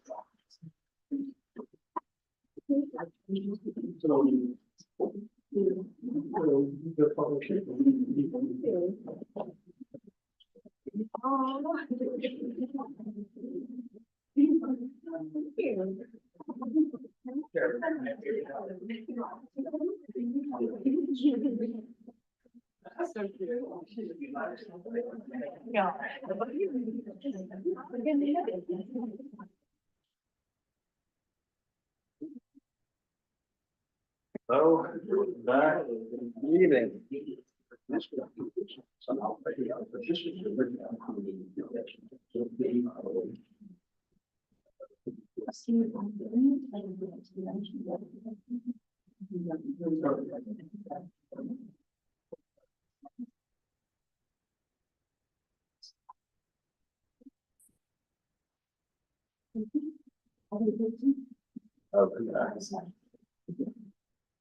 Oh, sorry. So I guess first issue that we could just deal with quickly is the public hearing. Believe you requested to reopen it on August 18th.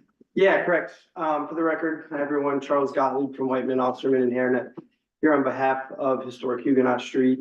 At our last meeting, there were some questions the board wanted answered. We wanted to respond to the comments we had previously. We have submitted that. We hope to go through that submission. But we do realize that the public hearing wasn't really adjourned to a date certain. So we would like to have another opportunity to hear from members of the public on the 18th.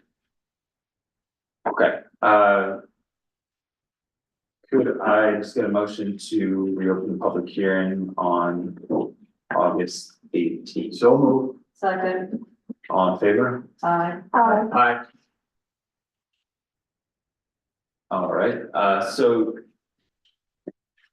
I guess, maybe you could just go through high level the new submittals and then we'll dive into some of the specifics. Sure. I'm here this evening with our project architect, Jason Anderson, as well as our project civil engineer, Jay Samuelson.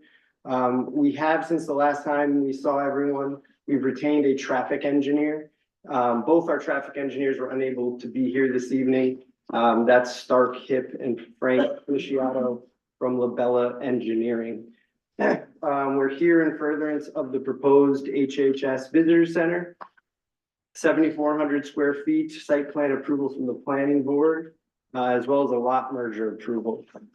Our resubmission was really designed to, again, answer questions that the board had. Certainly, there might be more that we can address, but it was also in furtherance to complete the part 2 of the EAF. So you had a letter from my office and various reports and studies from other professionals. And we tried to address what was open-ended and kind of left, not blank, but still some questions in that part 2 of the EAF relating to impact on aesthetic resources, historical resources, impact on transportation, and impact on community character. Again, you have a letter from my office that does several different things. One is it provides the planning board what we believe your parameters are in the review process, with citations to the immense amount of record evidence that this project has to support approval.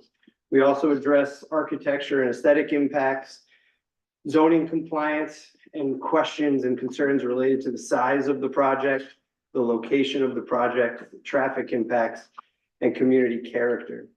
We also highlighted for this board some of the ethical obligations that this board is under related to recusal of planning board members that have demonstrated a prejudged bias against the project based on relationships that they have with those who are opposed to the project.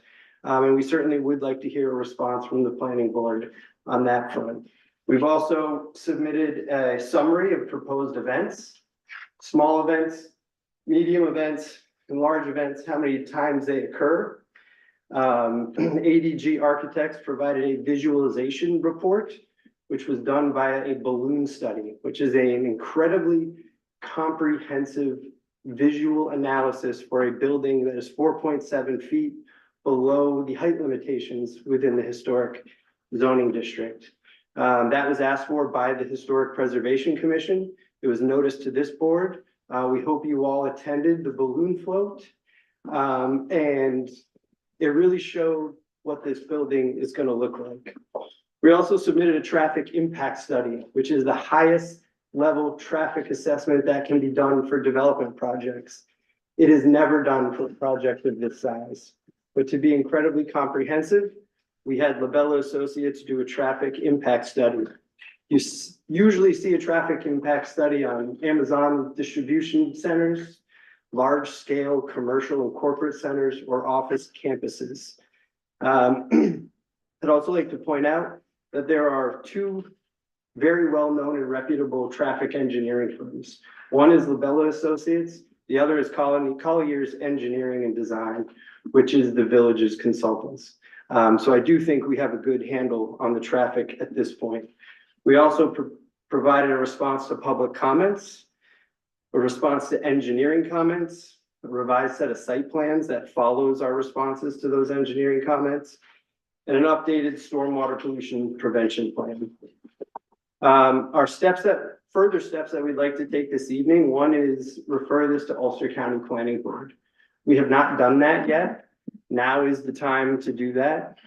This project has been modified over several months. It's been made smaller. We've addressed all comments. So we asked the board if there would be a motion to refer it to the county for review.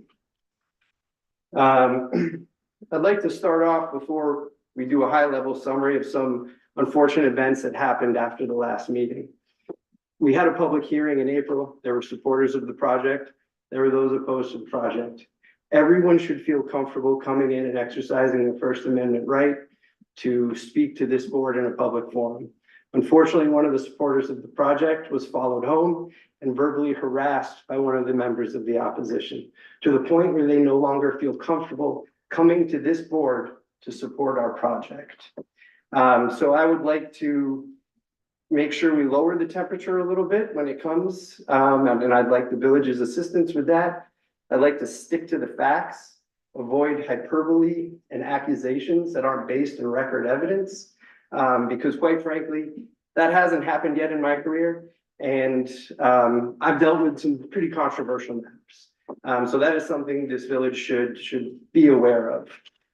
Sean, can I ask you for clarification? Sure. This board's public hearing, or was it the HPC's public hearing? Because I thought it was. Was it HPC? At the HPC. Okay. So we'll send the same comments to the HPC. Okay. Out of public hearing. Yeah. So although we have differing opinions, this project to date has full support from the state of New York. Recently, they received a $2 million grant from the New York State Council of the Arts, which was granted by Governor Hochul. Full support from SHPO, review and approval, which we have provided to this board in the past. We also have the support from the Ulster County Historical Society, and we provided a letter to that effect. As it was mentioned earlier in your public comment section, it cannot be said that HHS has done anything but continue to strive towards historical preservation of this project site. And I think the speaker earlier this evening made great points. The planning board's review standards, I want to remind this board that every determination has to be based in record evidence. I get crucified every time I say this, but there is a litany of cases, and I ask that you defer to your attorney, that say a planning board determination cannot be based on generalized community opposition without sound basis in record evidence, traffic impact studies, master planning documents, archaeological reports, architectural reports, balloon study, we've done them all. So the record is clear in this instance, and I hope my letter made that clear. One of the board's concerns was related to the project's architecture and its style. The board, in a logical sense, said, let's go back to the HPC to get more comments from them. We went back to the HPC. They requested the balloon study and the visualization report. We conducted the balloon study and the visualization report at an incredible expense to the applicant. So this project's architecture has been addressed now by several agencies. One, it's regulated by SHPO, and it has to be constructed in compliance with the U.S. Department of the Interior standards, federal regulations, as they are implemented by the State Historic Preservation Office. SHPO has said this project can proceed. It meets those Department of the Interior standards. SHPO specifically notes in their letter that the project is contemporary, but has a differentiated design that is consistent with the Department of the Interior standards. At the HPC meeting, the HPC closed their public hearing. They gave us some comments. We're about to respond to those comments. But some of the items we heard in a memo from the HPC chair, that this was a responsible and thoughtful development, high quality materials. It works within the Department of the Interior standards, and they asked for the balloon study. Your own village site plan regulations ask you or tell you it's okay to look at those other state agencies and those other local and federal agencies for guidance. So you should rely on the HPC, SHPO, and the Department of the Interior standards when making your determination. The record is clear in front of you that the architecture is appropriate. This planning board is without the ability to change federal regulations that are those Department of the Interior standards. The second concern was related to the size of the project. And I assure you that this project is appropriate and is in fact compliant with your zoning code. Some have said that the building is too large. We did a balloon study to demonstrate that. And again, I hope you all attended that balloon study, saw the parameters and heights of the building. So the project is appropriate for several reasons. It's compliant with your zoning code. HHS cannot make it smaller to meet its needs. The planning board is without the ability to tell a private business or a not-for-profit what its needs are, as long as we're building within the zoning code. It is a permitted use. We've made it smaller throughout this process. But most importantly, a June 30th memo from Colliers Engineering, which is your own village consultant, states the proposed building is not significant in height in comparison to adjacent structures and does not appear taller than existing adjacent primary structures.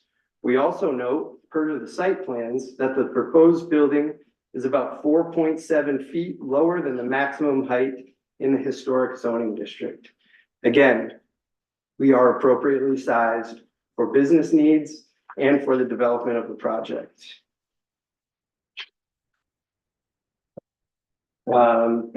Moving on, the location of the building was also one of the larger issues we discussed. A lot of people, including the planning board chair, wanted the location of the building moved closer to Broadhead Avenue. Those exact concerns are the same concerns expressed by the head of the opposition group, Mr. Matthew. And so I want to reiterate that there is a clear similarity between the concerns we're hearing from the opposition and that from the chair. But let me remind you. And I never specifically requested that. That was one suggestion as an alternative. That was, I was not telling you where to move the building. And I object to that whatever your assertion, yeah. Sure. So again, why we can't move the building closer to Broadhead? Again, if we did that, we would violate this village's zoning code. We'd violate setback provisions.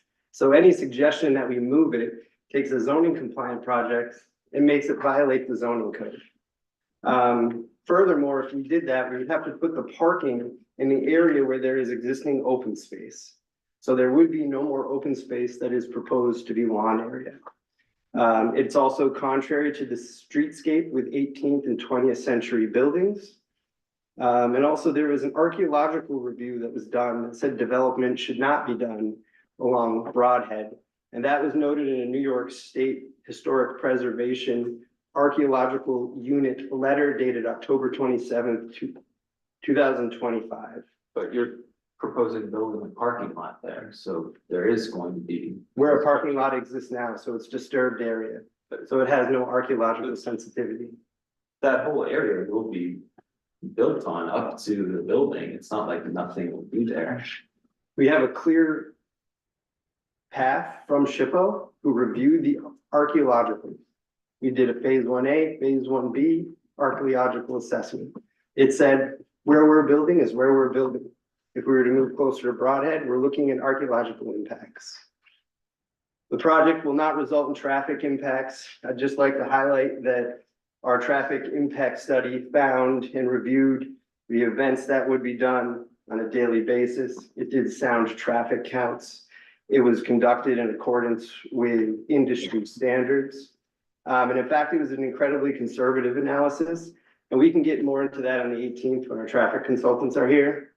But what I will say is that they found that even if events did increase in the future, their analysis was so conservative that there still would be no adverse impact, especially on North Front Street where there is the town and country development. And I'll also highlight that Colliers Engineering, the village's consultant, completely agreed with our traffic impact statement. Related to community character, that was another hot button issue that the board wanted some more information on. So we took a deep dive into community character because it is a little vague when it comes to the law. We are guided by what's known as the secret handbook. The secret handbook tells us when a board is evaluating community character, the courts rely on looking at the village's comprehensive plan, other municipal planning documents, and the zoning regulations. Here, we are zoning compliant, consistent with the village comp plan, consistent with the Wallkill Valley Rail Trail final development plan. We are surrounded not by just residences and historic buildings, but also commercial, multifamily, retail stores, wastewater treatment plant, and municipal parking. So we need to look beyond the project site when we're really assessing what community character is. Your own comprehensive plan, two of the goals are: one, protect and enhance the drawing power of the village's commercial and historic areas, and two, protect village historic structures, features, promote tourism development based on nationally recognized importance. So they want tourism to be drawn into this village based on our nationally recognized historic properties. That's Huguenot Street. The Wallkill Valley Rail Trail final development plan states that national landmark historic Huguenot Street district lies immediately west of the Wallkill Valley Rail Trail, providing trail users with another opportunity to learn about the rich history of the area. Everything from the zoning code to the comprehensive plan to the Wallkill Valley Rail Trail plan supports this project. Therefore, we will have no community character impacts. I know I was long-winded. I had to get a lot of that out for the record and for everyone to hear. But I do think the board will be quite interested in going through the balloon study. And for that, I'd like to have Jason run through, because it does give a great depiction of the visual impacts and the size of the building. So if I can interrupt for 1 second, Justin Davis from Colliers is here tonight, if we have any questions for him. So, Yeah, maybe let's deal with the traffic first, so you don't have to sit through the whole rest of the meeting. Yeah,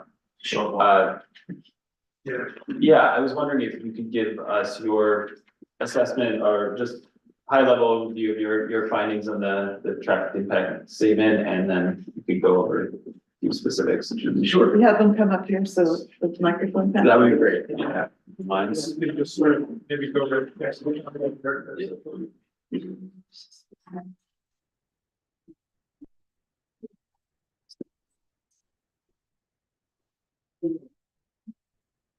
So, Justin Bates, Fires Engineering and Design. So our traffic engineers, did go through the TIS prepared by, Labella, in our July. Oh, sorry. In our July 29th memo, we did identify our review of that. And in summary, we did find that the report was prepared in industry standards on their review of existing traffic volumes, how they collected that data, when they collected that data, and when they analyzed the potential impacts, no build versus build scenario. We did find that they did that again in utilizing proper growth rate factors and things of that nature to identify what the potential impacts could be. As well as the trip distributions. So in summary, I'll read this last paragraph here that we had in our memo. In general, the TIS provides a conservative analysis of future traffic operating conditions. Since the applicant does not intend to significantly increase the intensity of its program or the frequency of events, it is our understanding that these events are currently hosted at the facility in various locations and will be consolidated into a proposed building. Therefore, it is not expected that the traffic generated by the facility will significantly increase. Our analysis provided indicates that if traffic were to increase as a result of the project, there would not be a significant adverse impact to the traffic operating conditions in the area of the site. Just for note, the one item or intersection, there's level of services that they review. We did note that the let me make sure, North Chestnut Street and Broadhead Avenue will experience a drop in the level of service from C to D under the no build conditions. And sorry, so that indicates that there, the timing of that intersection for the movements would increase. And it was, sorry, I had The drop indicates an increase in the time that you would wait at that intersection to make the movement. So I have that. So eastbound, again, we're at the North Chestnut Street and Broadhead Avenue intersection. So the left turn, eastbound, you're talking about going from the C to the D, and the delta in that is 5.7 seconds. That's what that change. And that's the turn right or left. That is, yeah, going eastbound, left turn. Broadhead Avenue westbound, same, going from C to D, and that will be 4.6 seconds. And this is under no build. That's correct. So we found that, we noted that just because it isn't a change in the level of service, but it's de minimis in our opinion. So I don't think I understand what the no build means, that there's no change to the intersection, or without this project, it's gonna change regardless. Correct, yeah, no Okay. build is, yes, you project it out as if this project was not built. Didn't happen, you're still gonna wait longer. It creates a baseline, yes. Okay.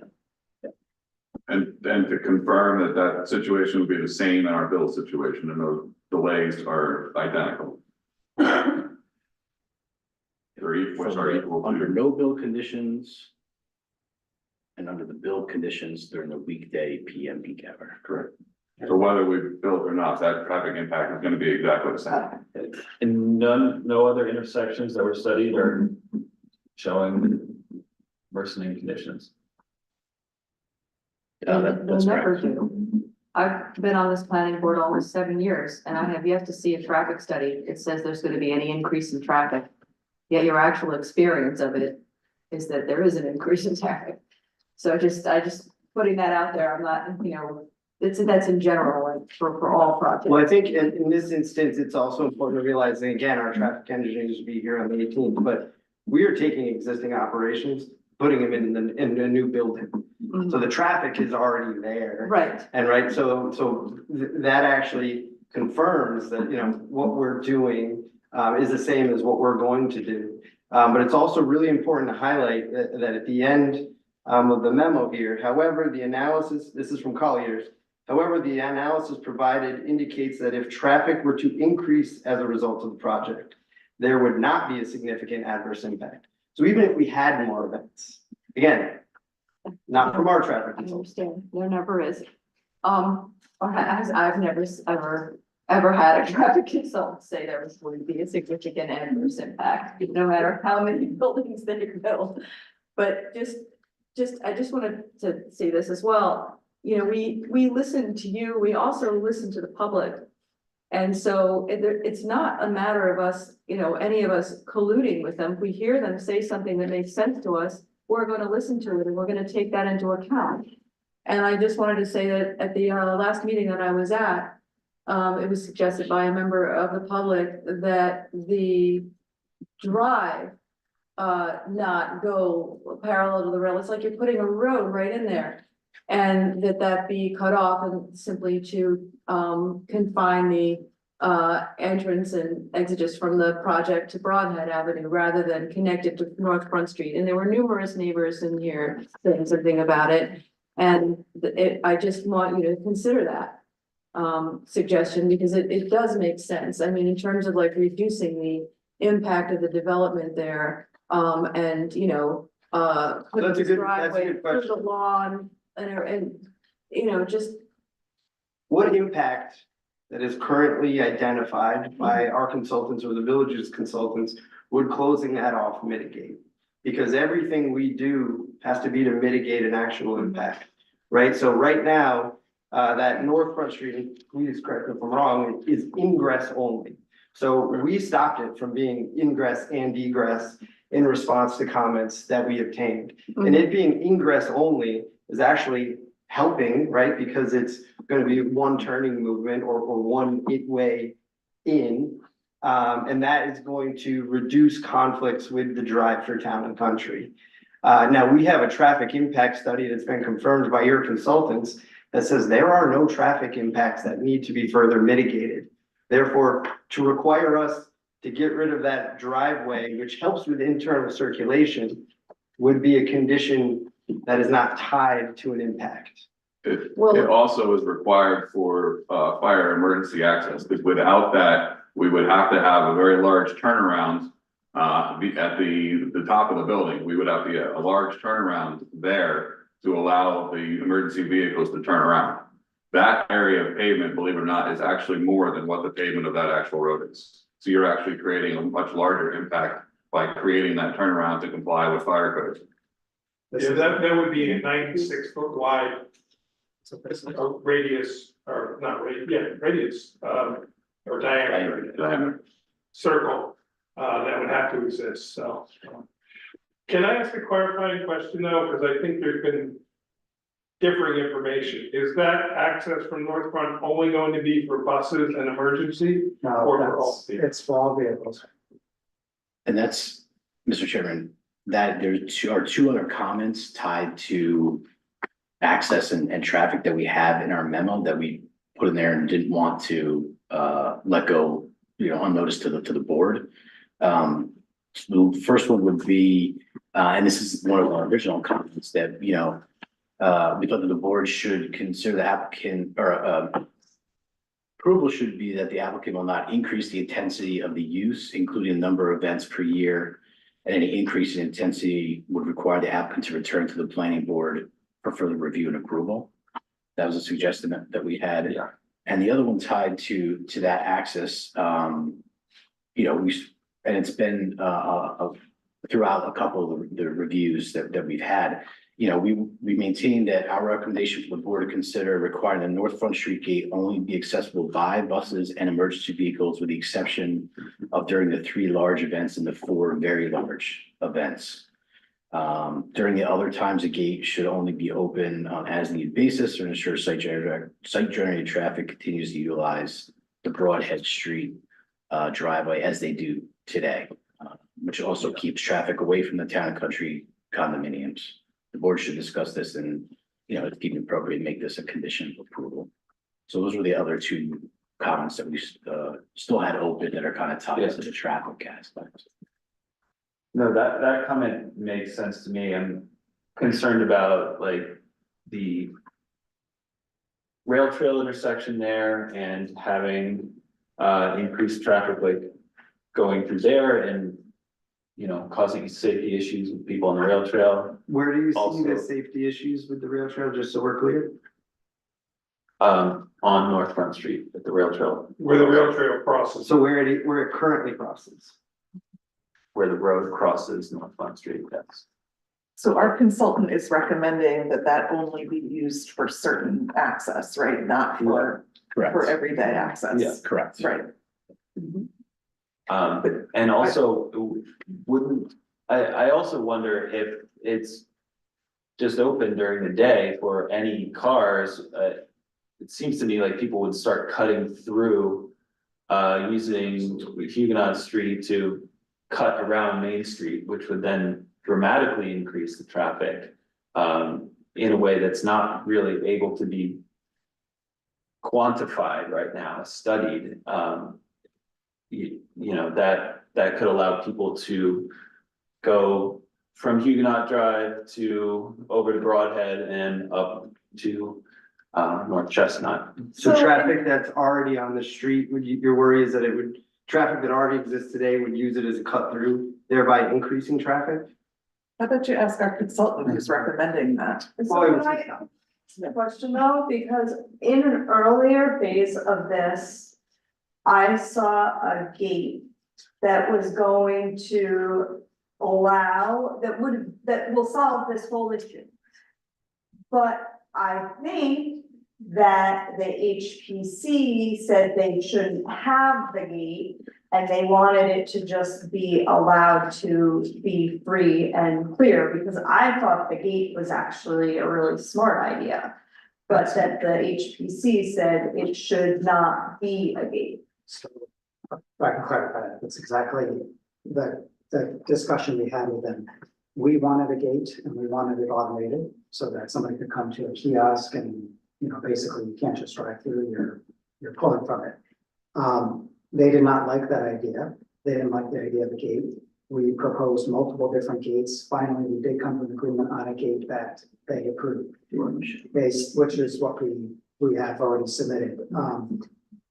What they still are concerned about is the kiosk piece, which we really don't understand why, because we're in favor of it. So what we said is, of course, that's not really under HPC. It didn't seem like in our thinking that that's under their purview, but we would provide electric to both locations. So not only on Broadhead up here where we had gates, but also down on North Front. And that way we could have a kiosk still there. So that's what we still are proposing. We'd like to have the kiosk, be able to have it automated. It can be the design that they approved, or didn't approve, that they all were excited about. My concern is So that we are if you doing- don't do a gate that is like that, then you get back to the situation where it's a thoroughfare, which is what we're And we're talking stuck. about, and for which they blocked Huguenot Street originally. Right. And so I think that having a kiosk after the gate is a good solution. And so we are still proposing that, and that's what's still shown on all of the site plans, as part of that is that gate. And we actually provided them details as well, so that they understood what it looked like. Question is still who has. Would that be, Yeah. would that gate be operable for the fire department with? a Yeah, so key? all gates have an Like Knox front box. gates? Yeah. This was, the design that they appreciated. So that gate would be open to all HHS visitors, is that right? Correct, so our intent initially, so our intent is that if you come in, you get a ticket that you then get validated, right? You're paying for that, so that's part of, that prevents you from continuing to go through. Okay, We should- I Yeah, we understand. should figure out how that works. with I this. see. Guidance, yeah. Get into that? Right, and the gate would be closed at night, of course. Well, it's only operational. So you're gonna start charging people to get in? So not if you are for us, so that was the whole point, so if you come in, you get it validated, it's free to use it. But it prevents people from doing what you mentioned. People use the rail trail to park, they will have to pay for that. That's right. Yeah, wait, but wouldn't you already be in by the time that you get your ticket? No, but when you leave, you have to pay at that point, they're all automated, just like a normal system. Right, so you pay with your phone, you pay with a card as you leave. You put your ticket in, if you don't have a valid, you're like any parking garage, you can. I think this needs more thought given our, So the gate is operation. Correct. The gate is closed 24 hours a day, 7 days a week. No, not the way HBC would like it, but our original proposal, yes. Yeah. And then when the hours of operation, when this is open, people can get a ticket, go through. At that point, they go inside, they get it validated that they don't pay for parking, but if not, they are paying for parking. as they- Well, would you agree to have gates closed 24 hours a day, 7 days a week? Would you as an applicant agree with? No. No, yes, what is it? That was It our would be original. impractical for us to have the gates closed Okay, during operational hours. all right. So that thoroughfare is gonna be open Also do the kiosk. Monday through Friday, But 9 to 5, say. we also made the road with stone, so that people would be less anxious to use it as a cut through. Oh, good, it looks like asphalt. Yeah, it's. It's asphalt. In that picture, it looks like asphalt. The first 25, 30 feet off the road is asphalt to comply with village code for a driveway, but after that, we've made it into more of a tar and chip to make it look like a rural driveway. All the way up to where the bus pull off would be. So from that, it would all look like a rural driveway, yes. But it's made out of asphalt chips. It's gotta be traversable and plowable and sturdy to be able to support fire trucks and be plowed in the winter without having to be repaired every spring. And you just get your ticket and you get it validated in the visitor center, then you don't have to pay. You just walk in, get it validated, and then you don't have to pay to park. But if you don't walk into the visitor center, then somehow you're going to charge people to park. Can I ask a question? Is that, Are you? is that correct? So, I was curious. Yes. I interrupted you. I apologize. No, I'm sorry. I didn't want to interrupt you either. I think this is a very good question. I think it would be helpful if we had in writing exactly what's going on with the gate, kiosk, charging. So like we had that, so we'll discuss that again. Original proposal had all of that outlined and exactly how that operated. But it seems And like it there's was some, removed, well, it was removed as through the course of working with the village. Lori and Emily, can we clarify? So I'm just thinking about this. The HPC has aesthetic approval over the architectural features. Does whether there's, and I'm asking the question, does whether the gate is there, there's a gate or not a gate? Does that fall under their purview? Certainly if there's a kiosk and the design of the kiosk, I can agree with 100%. But I would think that's a matter of this board's, I don't think that they, I'm not disputing it, but I don't think they have the authority to say, we don't want a gate. I think you're right. That's a safety, Yeah. health and safety issue. The not a- design is more their purview. Yeah, It exactly. would be helpful if someone told them that. Well, that's part of why I'm asking it as a question, because I'm looking to you guys for guidance if you think that that's true. Yeah, I'm happy to be the one to say, based on your feedback, happy to review the code again, yeah, but please, yeah. because I feel like this is a health and safety issue. Yeah. Whether there's a gate or not, the chain is not gonna work, chains don't get put back up. Well, it sounds as if everyone's okay with there being a gate. The question is just access. how it's gonna work. Yeah. You know, the HPC originally said they didn't want a gate, are you sure that they did say? 'Cause They've I- approved this gate. Yeah, they did, As far okay. as they can approve the gate. Okay, Yeah, I You know, think, they haven't approved okay, I think, anything, but they like this gate. so now it's a matter of function. I'd just like to understand, is this board trying to propose that we have to have the kiosk?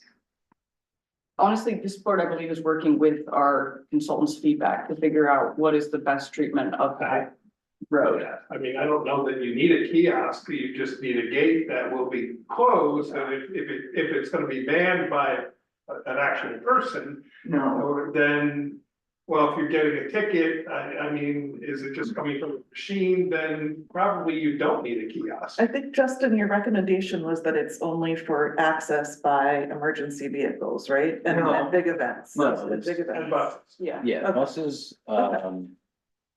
buses, emergency services, and the large and very large. Not the day-to-day. Right, yeah, so But not that's the day-to-day. the problem. Yeah, that needs is to the be problem. solved. Yeah, agreed. The kiosk is Yeah, honestly kind of a red herring, Yeah. actually.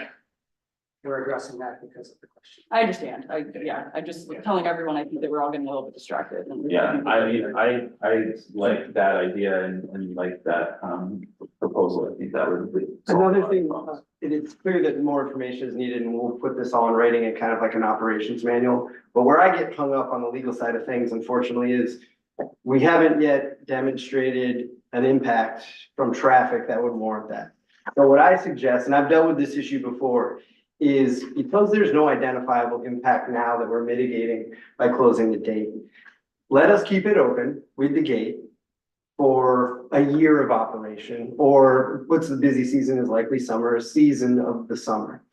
Have a look back period after 6 months of operation to come back to the planning board for that sole review of how are things operating related to keeping the gate open.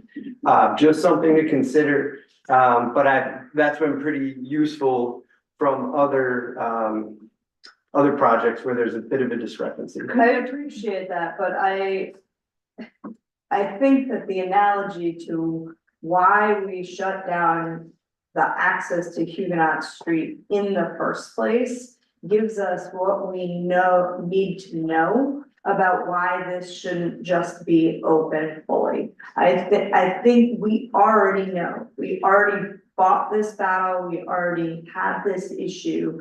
And I don't think we need to repeat that. That is the impact that we were making. Well, what was the basis for the recommendation? It was based on that being a new access to North Front Street and it being opposite of the Town and Country.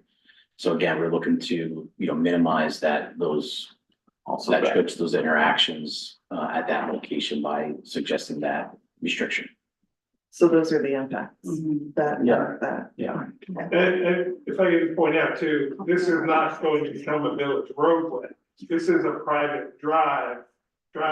So certainly, if the possibility exists that people can try to turn it into a public roadway, which I can only estimate will happen, because for what Nikki brought up, the whole reason they got closed off certain parts of that road in the historic Huguenot was because of traffic volume. Now, I think it's certainly reasonable to say that it needs to be managed in some manner. Certainly, we can figure out what that answer is, but I'm sorry, go ahead. If we made, I think we talked about coming up North Front Street from Huguenot Street. We've talked about having no left-hand turn into that entrance. That, in my mind, that we would direct people to come to the North Front Street entrance and turn right, which should have very little impact on the condos. And the problem that's going to come in and how people are going to try to cut across is coming up from Huguenot Street to North Front and cutting off. But it's not. I think that's misleading. I think people will still cut down through, because you see traffic on 32 that they're gonna try to bypass. You see people, anything to get down onto Huguenot Street.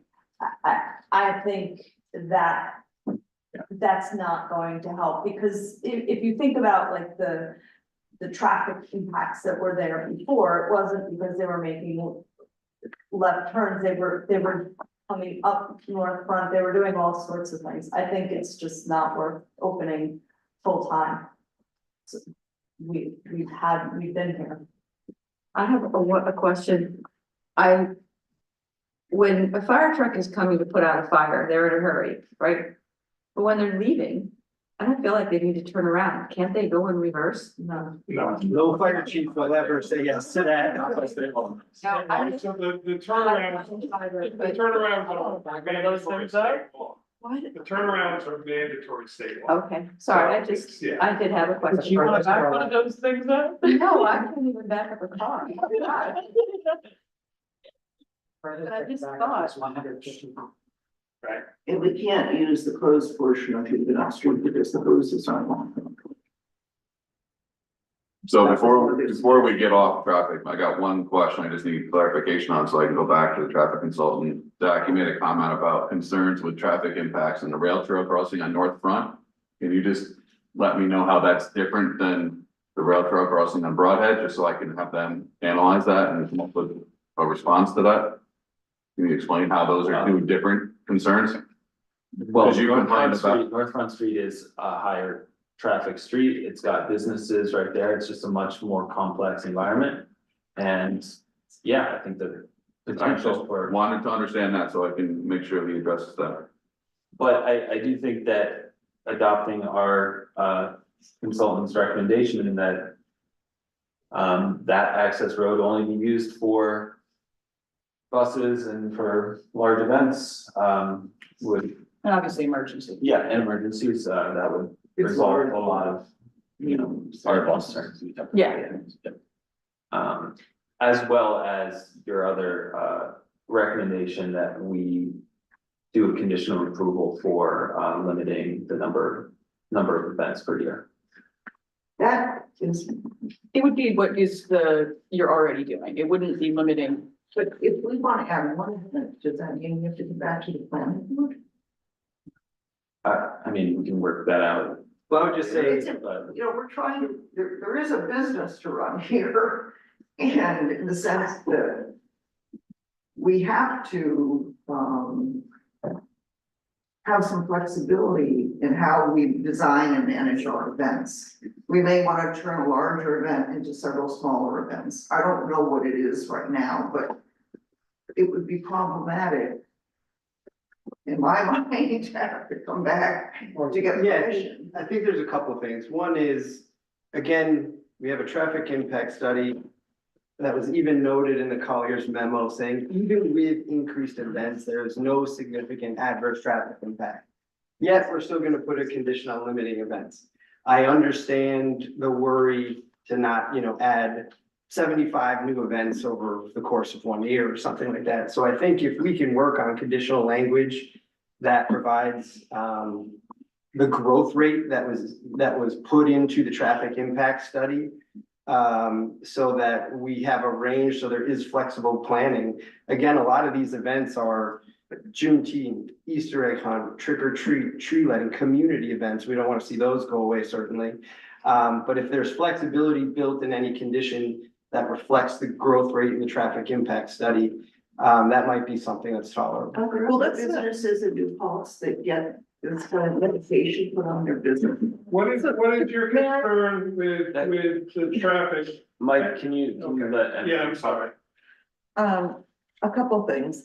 One is I think the application should state the range of what you expect to do. I mean, we don't need to say an exact number and that's it, but the application should give the expectation. Secondly, when we talk about this rate of growth, I just don't want to confuse the level of service study with the safety issues. Those are completely different things. I mean, the level of service study that looks at how long people might have to wait at intersections in the future is one thing, but how these roads interact and how traffic safety works is a very different thing. So I just don't want to get those two things confused.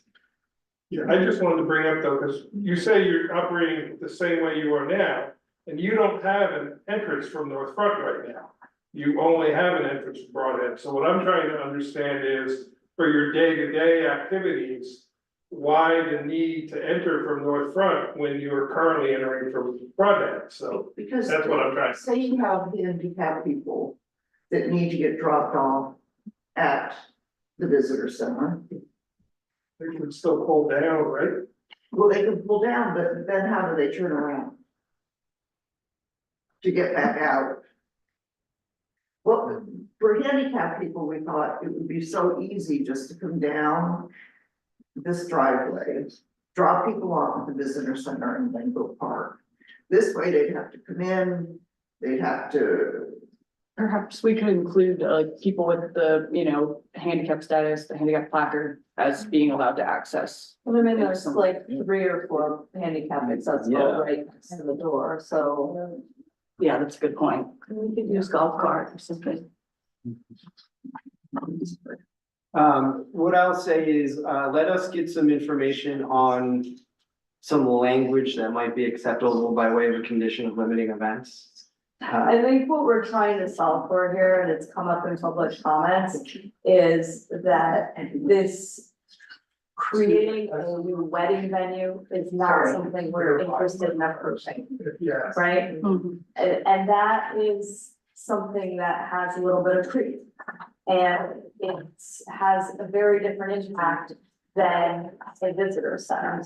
And so Getting larger at the project site. getting larger or changing the frequency or, and I'm not just saying wedding venue, but like an event venue that becomes so attractive that then that's where the comments have come up and the concern has come up. So we're not trying to be unreasonable, but I think there is a legitimate concern that people have expressed that if you have something like this and you do not have a limiting condition, that you then just invite weddings every weekend, and that's a problem for the neighborhood, it's a problem for the use of the property, and it's a problem for the inconsistency to what we thought we did. So that's what we're trying to solve for. And historic buildings. You know, we have weddings now, right? Yes, that's why I think it's a very valid concern.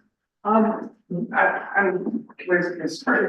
just wondering if it might make sense to put conditions on rentals. I'm sorry, can you tell us who you want? Lisa LaFrance, President and CEO, Historic Huguenot Street. Our mission is to provide programming, so the more we rent out, the less opportunity we have to use our own facilities for our own programming. So I'm wondering if conditions could focus more on rentals at a certain scale. Most of our wedding rentals are in the French church, which holds 60 people. So they're very small. We're not talking about massive 200 people, you know, the Hudson Valley kind of wedding. That's not what we do. We have maybe one or two weddings a year, mostly in the French church with a small luncheon. If you would like to propose some language, we'd be happy to look I at. think we can, right? But I was thinking that's maybe a way to break it down, so that our mission-related programming can continue to evolve. And that's what we're trying to solve. Yes. But we think we've heard the concerns. Let us know. Language that is. Okay, well, let me just add, and I was one who spoke, if I recall, that the application before me is predicated on what your plans are. We're a planning board.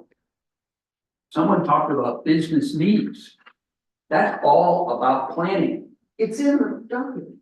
It is. Let me tell you what the document says.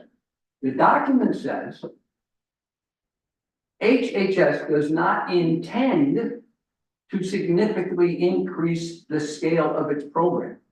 That's not planning, ladies and gentlemen. That's a guess. What, so go ahead and do your plans. Tell us what you plan to do. We plan to have this many Gayho Hall rentals. We plan to have this many large events. We plan to have this many small events. Tell us what you plan.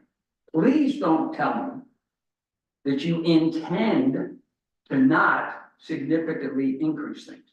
Because I'm not sure how we can do a comprehensive traffic study when the intent of the applicant is unknown. What's significant to you may be very insignificant to someone else and vice versa. Yeah, I think that's the condition that we'll work on. Is, no, again, I think this is all solvable. This is a condition that would limit events, but you do also have to realize that in any business, there has to be some flexibility, right? What if the village comes and says, we want to have a harvest event of some sort? Well, we can't, we have to go back to the planning board because we've met our quota on events for that year. So what we did in the traffic impact study was take a very conservative analysis to make sure that flexibility still works from a traffic standpoint. And I think we can get this board language that I truly understand your concern that this should not turn into a wedding event. We see that all over the Hudson Valley.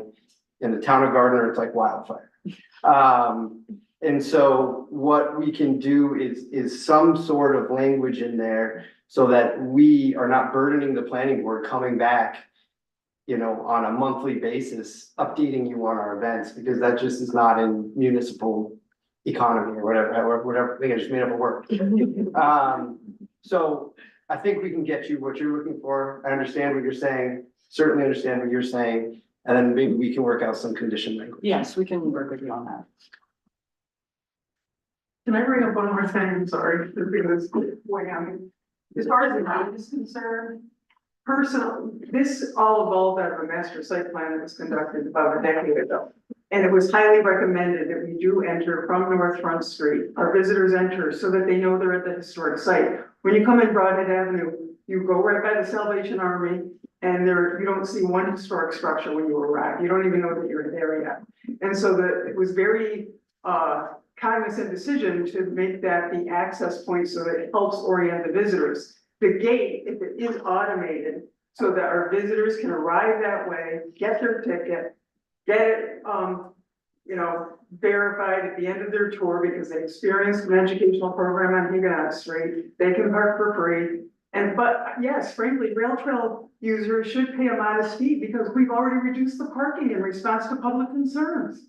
We're offering less parking now because of all the neighborhood concerns. So the gate, if it were automated, even if the HPC isn't thrilled about it, would be a solution that would allow us to orient our visitors properly, make sure they have adequate parking, and generate very modest revenue from rail users. So I would hope that could be considered.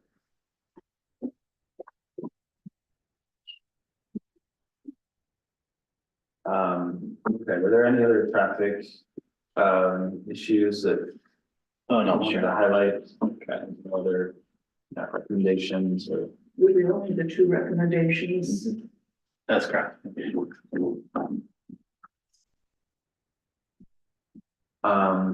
Okay. What did we have? Next.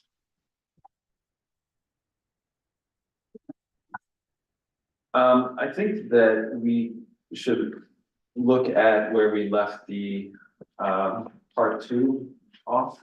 I've got copies of where it was. That's mine. Just. Emily, can you guys share? the Oh, copy? I guess, before we go into that, did anyone have comments on the Bloom studies or the visual impact study?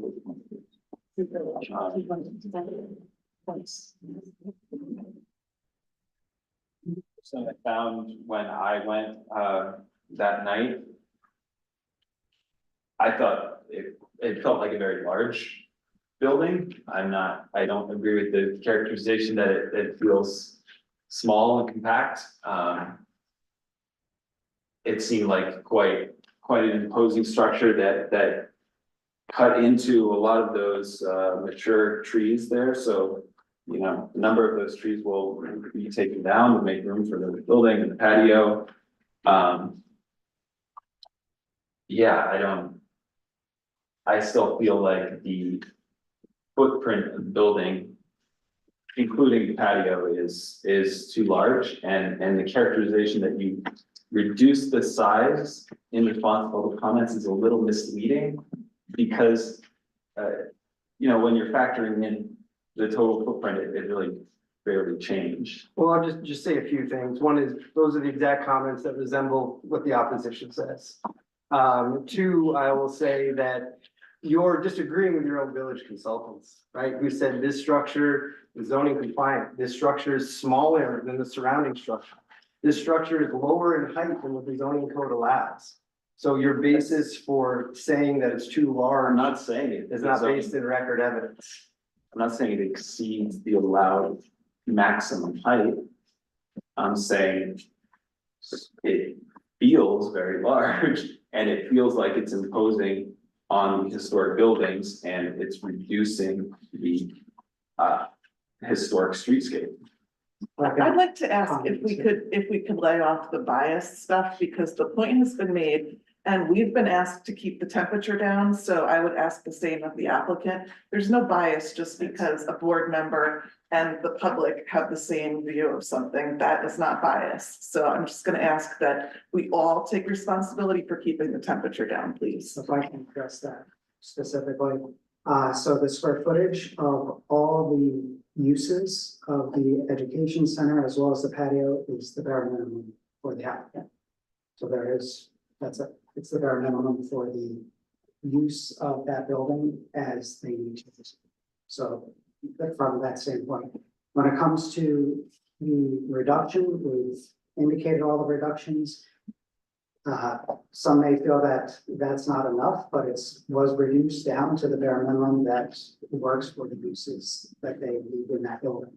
In addition, the building was shifted, which we have another document we submitted months ago that showed that, as well as the reduction in parking, as well as the reduction in impervious.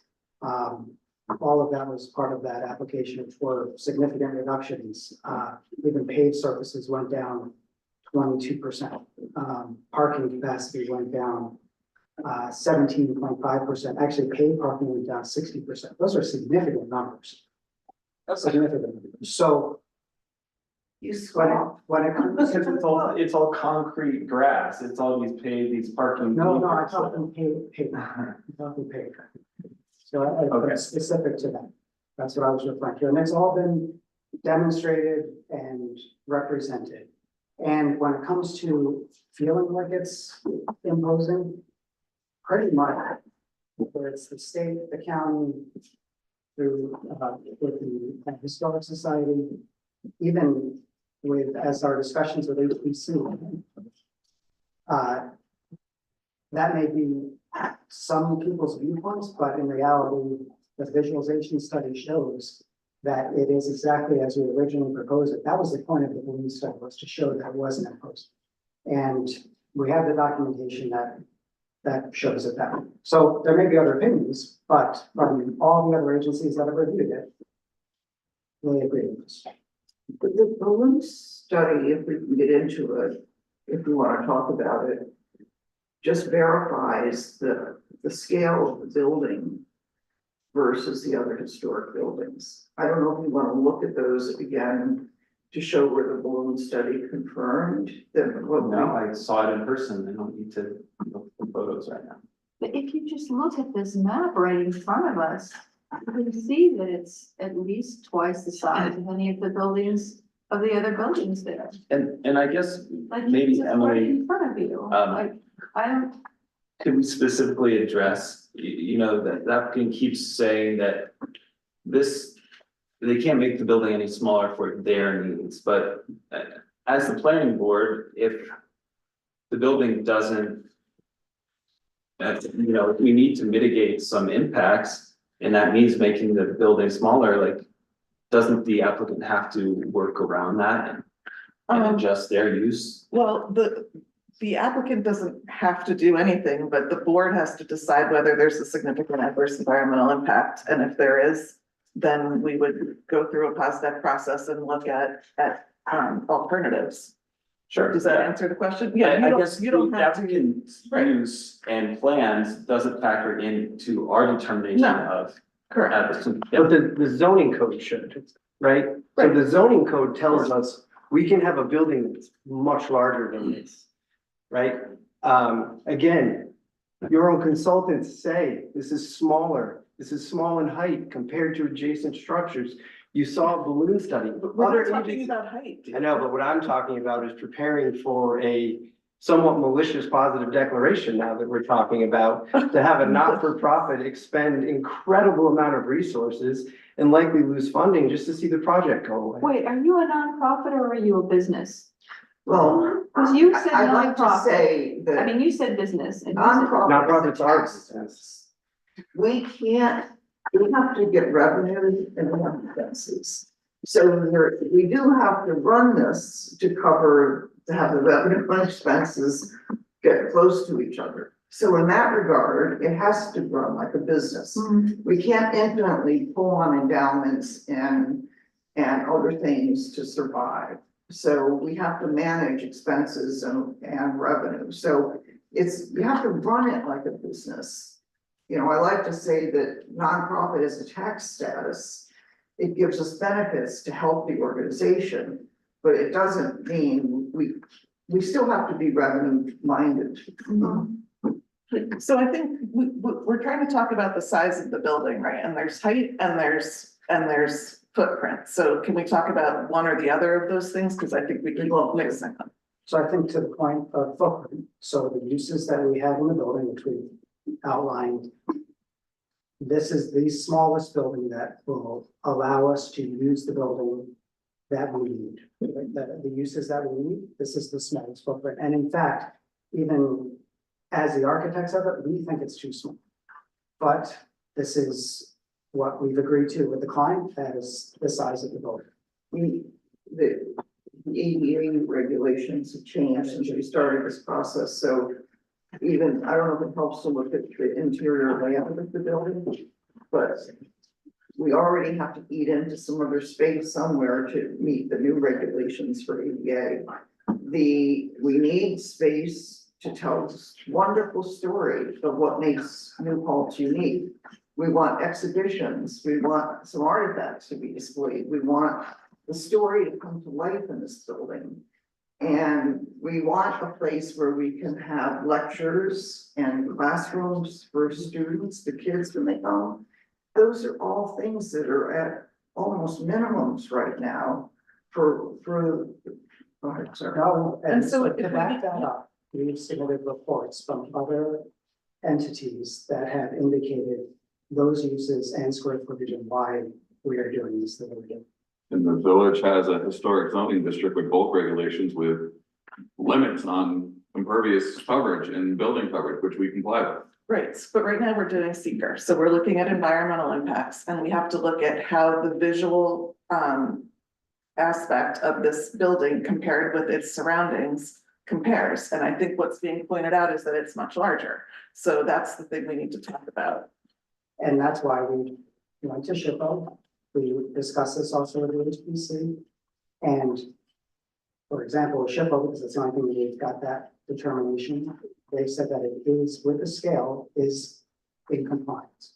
And I'm just trying to figure out where in the record you are getting the rational basis to say that that building is too big. Oh, I'm not sure. me, Okay. I'll tell you, well, I mean, I guess when I walk around on the site and I see all the trees that are gonna come down. I just wish that wasn't happening, and I wish that you had just, instead of spending $20 million on this or whatever you're gonna spend. That you bought the Gilded Otter building for $2 million. Well, And I'm sorry, you know, we don't own that property and we're not going to acquire new property and have a visitors center for a historic site, not on the historic site. This is where it's going. This is the size of the building. I'm just trying to understand what is the rational basis that is identified in the record that says that this building is too large. They're looking at this and Then saying let's go through the. far balloon slide. larger, can I finish? It's far larger than any other building in this picture. But the board needs to, so, It's Yeah. the people up there. You're not- I mean, I understand this, but I think I am just gonna say that yes, it is a bigger building, but if you look at the surrounding buildings and you look at Dale Hall, and I have used and been in Dale Hall multiple times for events that have been held. I understand the space constraints and the need for a professional, functional, usable space. So I also understand that, you know, this property area has been used as archaeological studies. Kids have used it for camp for years. It's been dug up, not dug up. And from my perspective, I understand that some people don't like the size, but I am not uncomfortable with the size, given the information that I have reviewed on what will happen here and how it will be used. And I do not find that, I find it different than what exists there, but I don't find it a reason not to continue. And I would, I will offer this. I frankly don't have any real problem with the size of the building. My concern, my overriding concern, and this is from some of my personal history. I lived and worked in a tourist destination for about 15 years. And I watched it grow. We've all heard the stories. And anyone who's visited Savannah, Georgia, which is the poster child for this. It took a sleepy little southern town. And one book with a picture of a little girl statue on that book changed that sleepy little town to what it is today. And it is not sleepy and it's not little. So tourism has a way of growing unless it is regulated and constrained. So I will say again, you're right. This is a business. any successful business will do planning. And if you can count it, you can manage it. If you can't count it, it's unmanageable. So tell me what your plans are. Don't tell me you want to have no significant growth. Tell me what your growth is. Now, given that, I'm saying, to me, I don't have any problem with the size of this building. I saw the balloons. It didn't make an impact on me at all. I have to tell you, not at all. It didn't change my opinion. Huguenot Street can become more than it is today with a facility like this. The more is up to you. So you have to tell me what the more is. I think you guys all make valid points, and what I would say is, to the worry that it's too large, to the worry that it's not, that we shouldn't have a visitor center on this site, and we don't want to turn into Savannah, Georgia. That's a legislative concern. You're a planning board. You don't write the local laws in the village, so I just ask that we start to look and really focus on what is the legislative intent here. And I read the zoning code, where permitted use. I read the comprehensive plan. Comprehensive plan wants to draw in tourists to learn about the rich history of this area. We read the Wallkill Valley Rail Trail plan. It wants to tie the rail trail to the historic property to draw in tourists to learn about the rich history of the area. Oh, that's the legislative initiative this board has to follow. And that's my point. Tell me what your plans. We have that plan. Good question. Yeah, I think that's good. I guess the only other question, Emily, is do you think that, you know, we should talk about some of the points that, you know, I asked you to look into about the you know, master plans, green space plans, DEC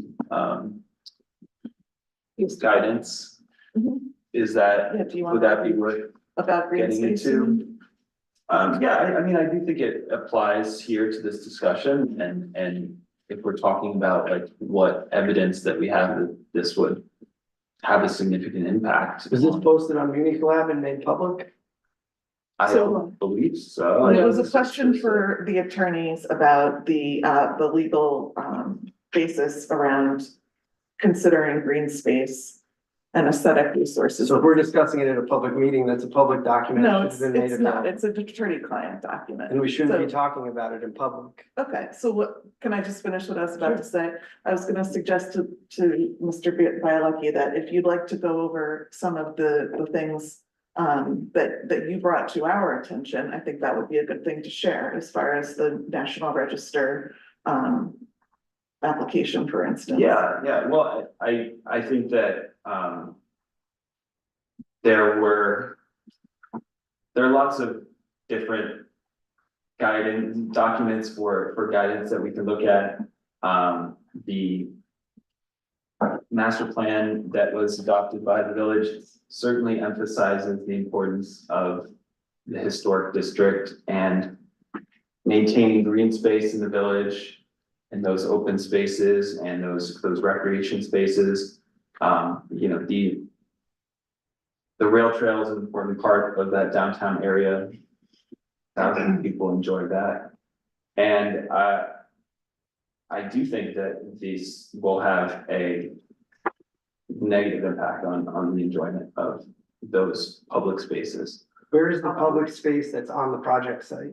The rail trail, The rail trail is not on the project site. but the visual impacts from the project. Oh, we're talking about visual, because you said recreation. No, visual. No, Would be helpful if we saw this document. The National Register application is on Unicolab. It was posted there yesterday at the chair's request, so it is on. yeah, so I mean, That's the I application. don't have a specific, so the National Register of Historic Places also, you know, dives into some of the characteristics of, you know, make Huguenot Street so unique and important. And one of those things is that, you know, it calls it like a quiet tree-lined side street and emphasizes the role that the trees and the open space plays into that sense of like an 18th century village streetscape.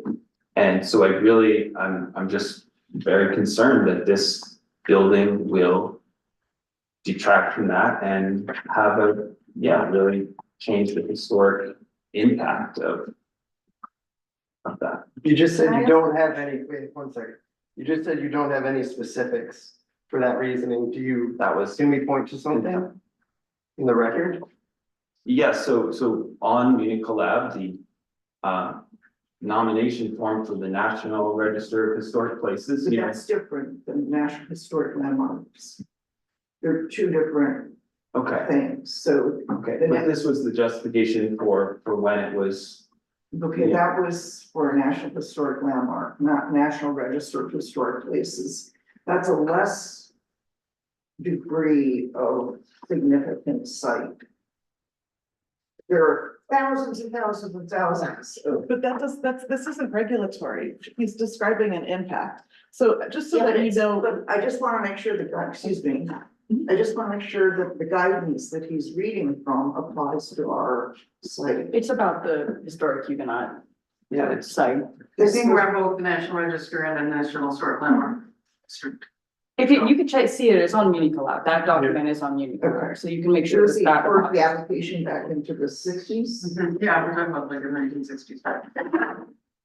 And the advice that we gave was to quote the. Unless you want section it of- public, I wouldn't suggest I'm putting. quoting the seeker regulation. May I please quote the seeker regulation? Well, I'm our pretty sure public, that yeah. is what we're doing here. All right, I won't. No, I've just made an objection. It's quite obvious. that This board, select members of this board. Are looking for reasons to deny the projects. This is one of the most profound administrative records I have worked on in a lot of years of doing this. So again, when we talk about, I don't have specifics. I don't know, I have a feeling, this is how I feel. Those aren't record evidence that we can base a decision on that would restrict property rights. And that's the concern we have. And that's why I'm getting a little emotional, a little worked up, because I know where this is going. So I just want specifics, because I truly do not understand what we're citing to and what we're looking at. Okay, first of all, I don't think anyone knows where this is going because you have a whole board that has all different opinions. So I think the board is trying to have a discussion. And that's what we need to do here. That's their job in seeker, and we keep kind of getting, interrupted. The seeker regulation says that one of the criteria for determining impact is, quote, the impairment of the character or quality of important historical, archaeological, architectural, or aesthetic resources, or of existing community or neighborhood character.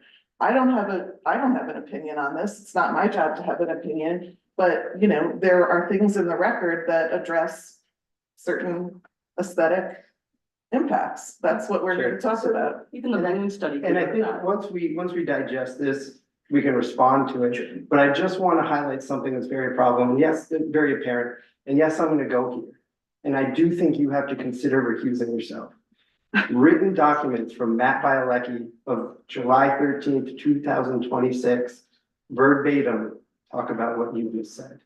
And I just wanted to say And that so there what? is a So what? clear, and he So was what? on the record at the HPC meeting, said he's had conversation with his son, who's the chair of the planning board. And so what? It's a predetermined bias against the project. It's not, you're saying I that, but that. categorically deny that, and that is ridiculous. I've kept my discussions and my work on this application completely separate from all members of the public. So there's been no conversations between you and Matt Bielecki about this project that were outside of the public forum? That's not, you don't need to answer that. No, I'm not gonna answer that.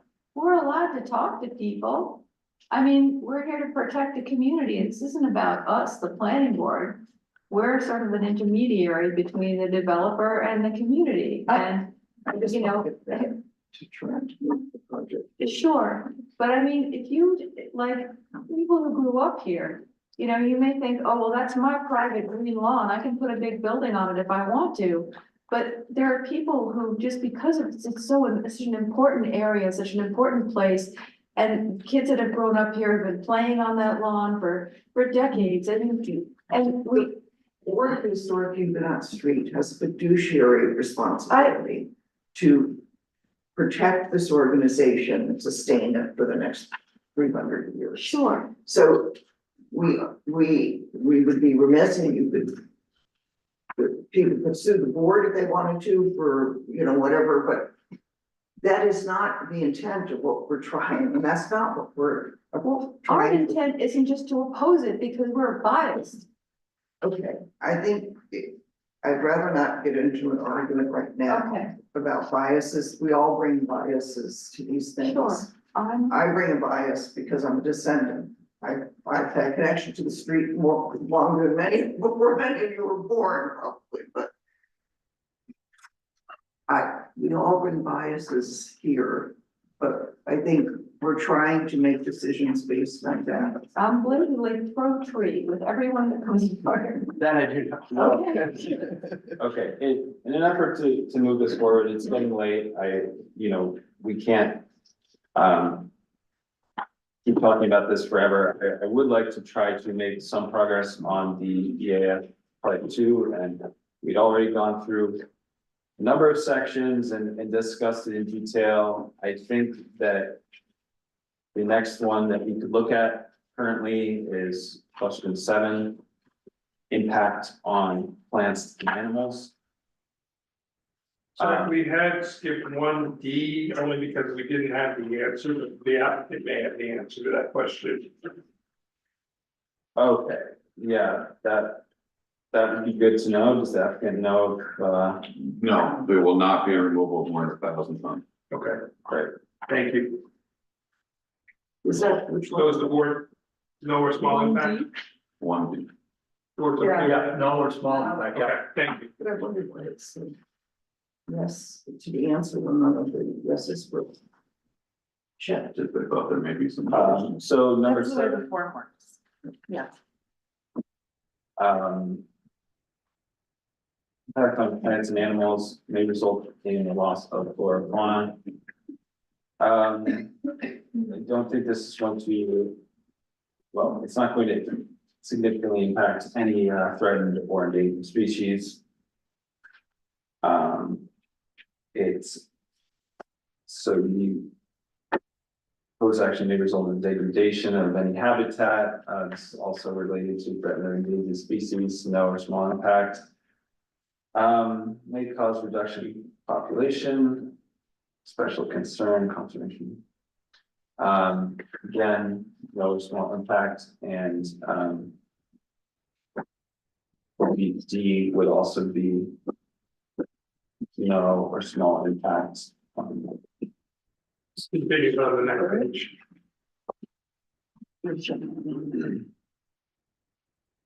So I'm sorry, did you want to say that there is or is not the potential for an impact on plants and animals? Yeah, at the top. At the top. Well, I think in order to determine that, we were going So we'll to say no. go through, They're all so. marked no though, so at some point we did this. Yeah, I Yeah, saw I that. haven't, we marked as no last month.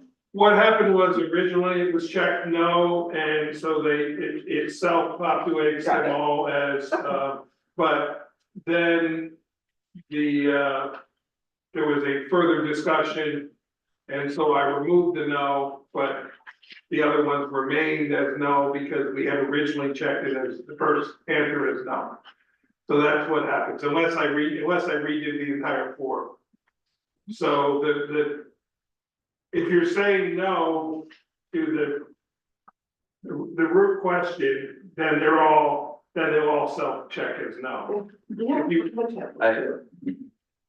If you want to say yes to the first question, the root question, then you would go through each question. So we already, I think it's a Yeah, no. so I think it's a no unless, the last one's about herbicides and pesticides. I don't imagine you'd be spraying lawns heavily. Just to reassure you, the habitat study Right, okay. reinforces this. The only thing they put constraints on is tree removal and the times that we do that protect certain populations. Sure. So there are some, but they say no, so. So then I think the next section was 13. So just to clarify that, we're saying impact on plants and animals is a Was it? no? Yeah. Okay, thank you. Jumping on that bill. What? Then. Number 13,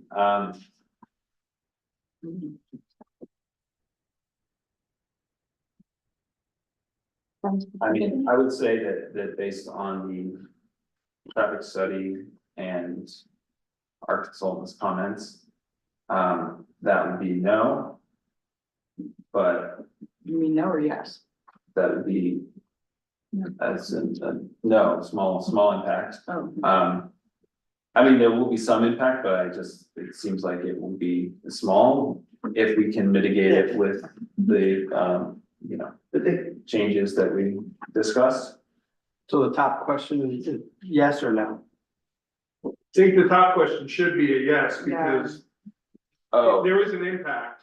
And then you would go through each one and say whether it's no or small Yeah, or. we'll say it's, we can mitigate. That would be my opinion. Oh, okay. Yes, I understand. It's right. So This is the board's job, so let's let the board discuss, please.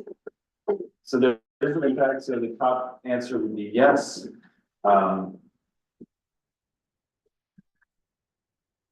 Then I would say that A, small impact. B is also a small impact.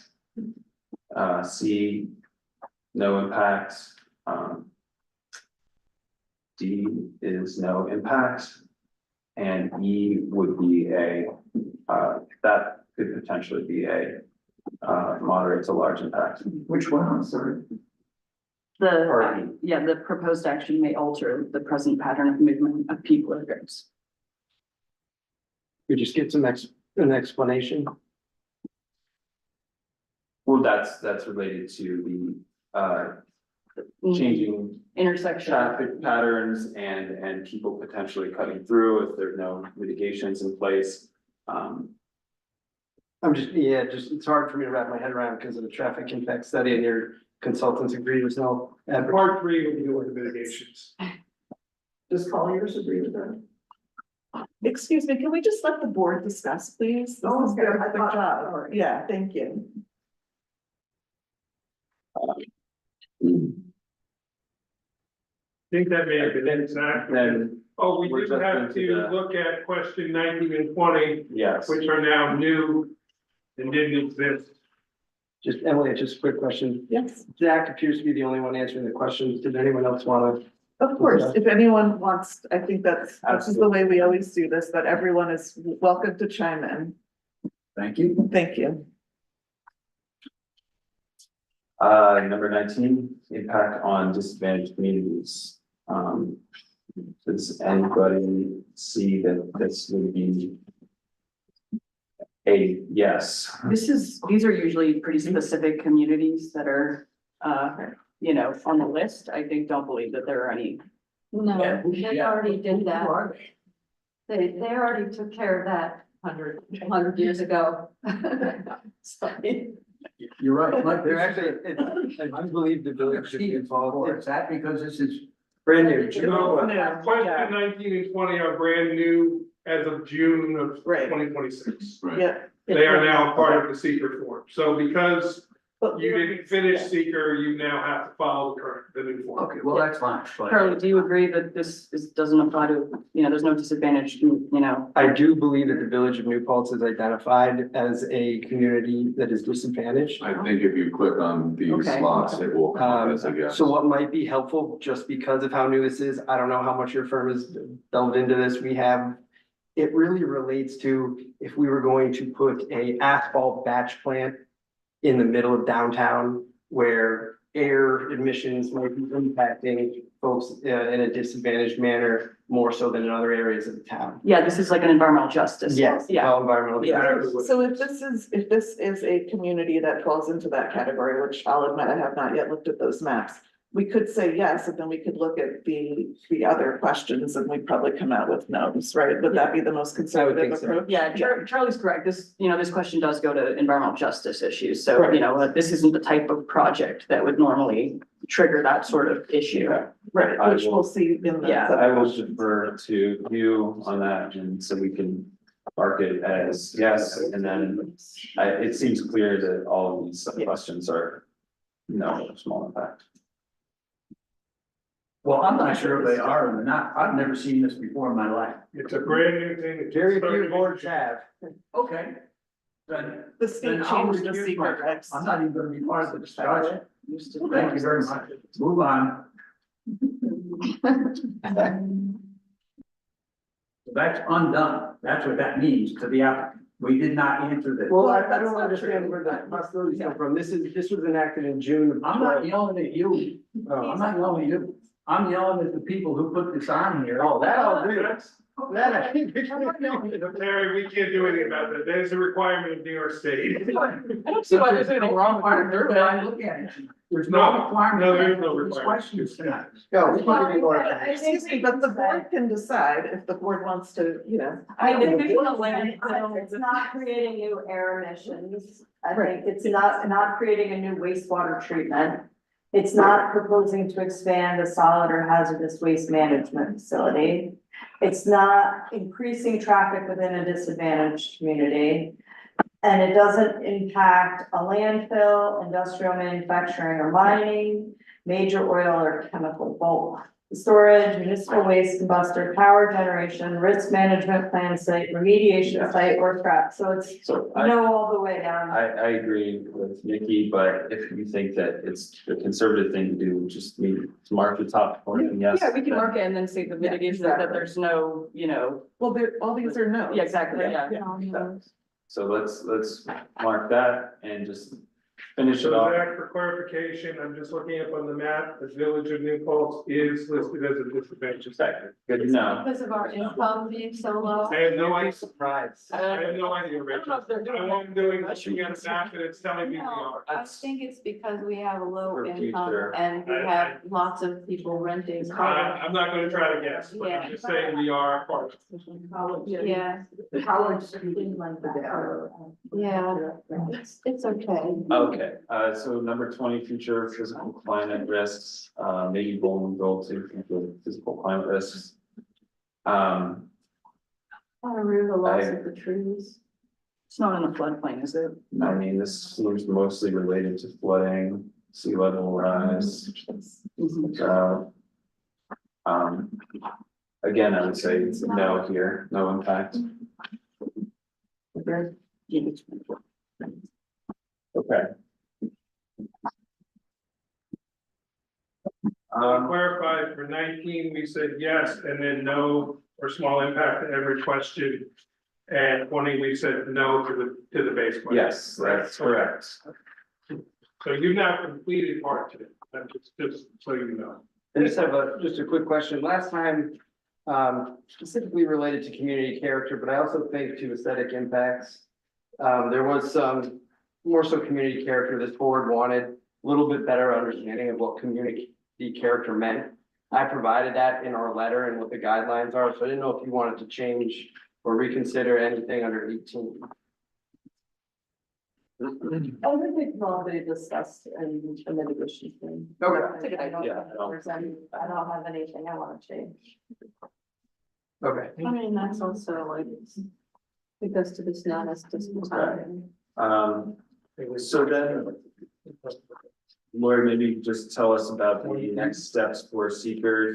What do you recommend that we do? Any other items to take care of at this meeting? So I think it's really important that, we document how these impacts that we checked as a yes are mitigated. Obviously, if we're going to move in that direction, or the board should, make sure that it articulates its concerns so that, I think that the Charles one's good, that it should be based in the record, any concerns that you have. And honestly, I think that, you're welcome to articulate your concerns that you have and how, you would request they be mitigated. I do think that there is a bit of an outstanding issue on what the plans for access on that road are. I'm not exactly sure how we're gonna move forward with that. Maybe Emily has thoughts on that, or, you know. Yeah, I mean, I think that the applicant goes back with Yeah. Okay, so that, yeah. I think they were gonna propose. Okay, so basically, I think, you know, on our side, we should articulate why we believe that these are, you know, moderate to significant impacts. On, you know, the applicant side, I believe that they should explain how they're mitigating these impacts, or, you know, so I think that that's where we're at, you know, basically just supporting our findings. I agree, and the last request, and then I'll leave everyone alone this evening. GML referral to the county planning board. The one issue with that is I think that there, because of that traffic issue, I don't know if we can say that it's complete. So what I will say is, a matter is ready to go to the county under GML 239M when there is a full statement of the record. A full statement of the record is defined under New York law as everything this board needs to go through part 2 of the EAF. We just went through part 2 of the EAF. So I do think we are ready to go to the county, and such a change would not be substantial enough to require a re-referral. Can I just make a statement? Yeah. The difference between referring tonight or referring August 18th is zero difference. They will not hear this until their September 2nd meeting. So if you make a motion to refer it today, any information that comes in later, I'm gonna have to send in a second batch. It would be easier for us to make a full referral after the 18th meeting. They will hear it. There's no doubt that they won't hear it. So just based on their schedule, it makes more sense to wait until the next meeting. So. Yes, I also think we should wait until we have more. Iron a few of these other issues out. Do we want to adopt part 2 tonight? I'm just asking a question. I think. Yeah. Yeah, right, would you say? Yeah, You complete- we don't really need to adopt. it. Yeah, I feel like it's done. It's Okay. done. Yeah, I thought we are. If you want to say that it's finished, you could do that. The real decision to be made is of Posdecker and it. Yeah, yeah. It's a tool, Okay. Yeah, we have made motions in the past too, at okay, each step. if you want to. It's up to you if you want to or not, but. I don't feel like it's really necessary. We finished it, we're clear. All right, thank you all. We will see you on the 18th for the public hearing. Thank you. Zach, I'll update this on Municipal Avenue. Yeah, oh, yeah, Oh, make a motion. sorry, I get a motion to adjourn. On aye. Aye. Great. Oh, Thanks.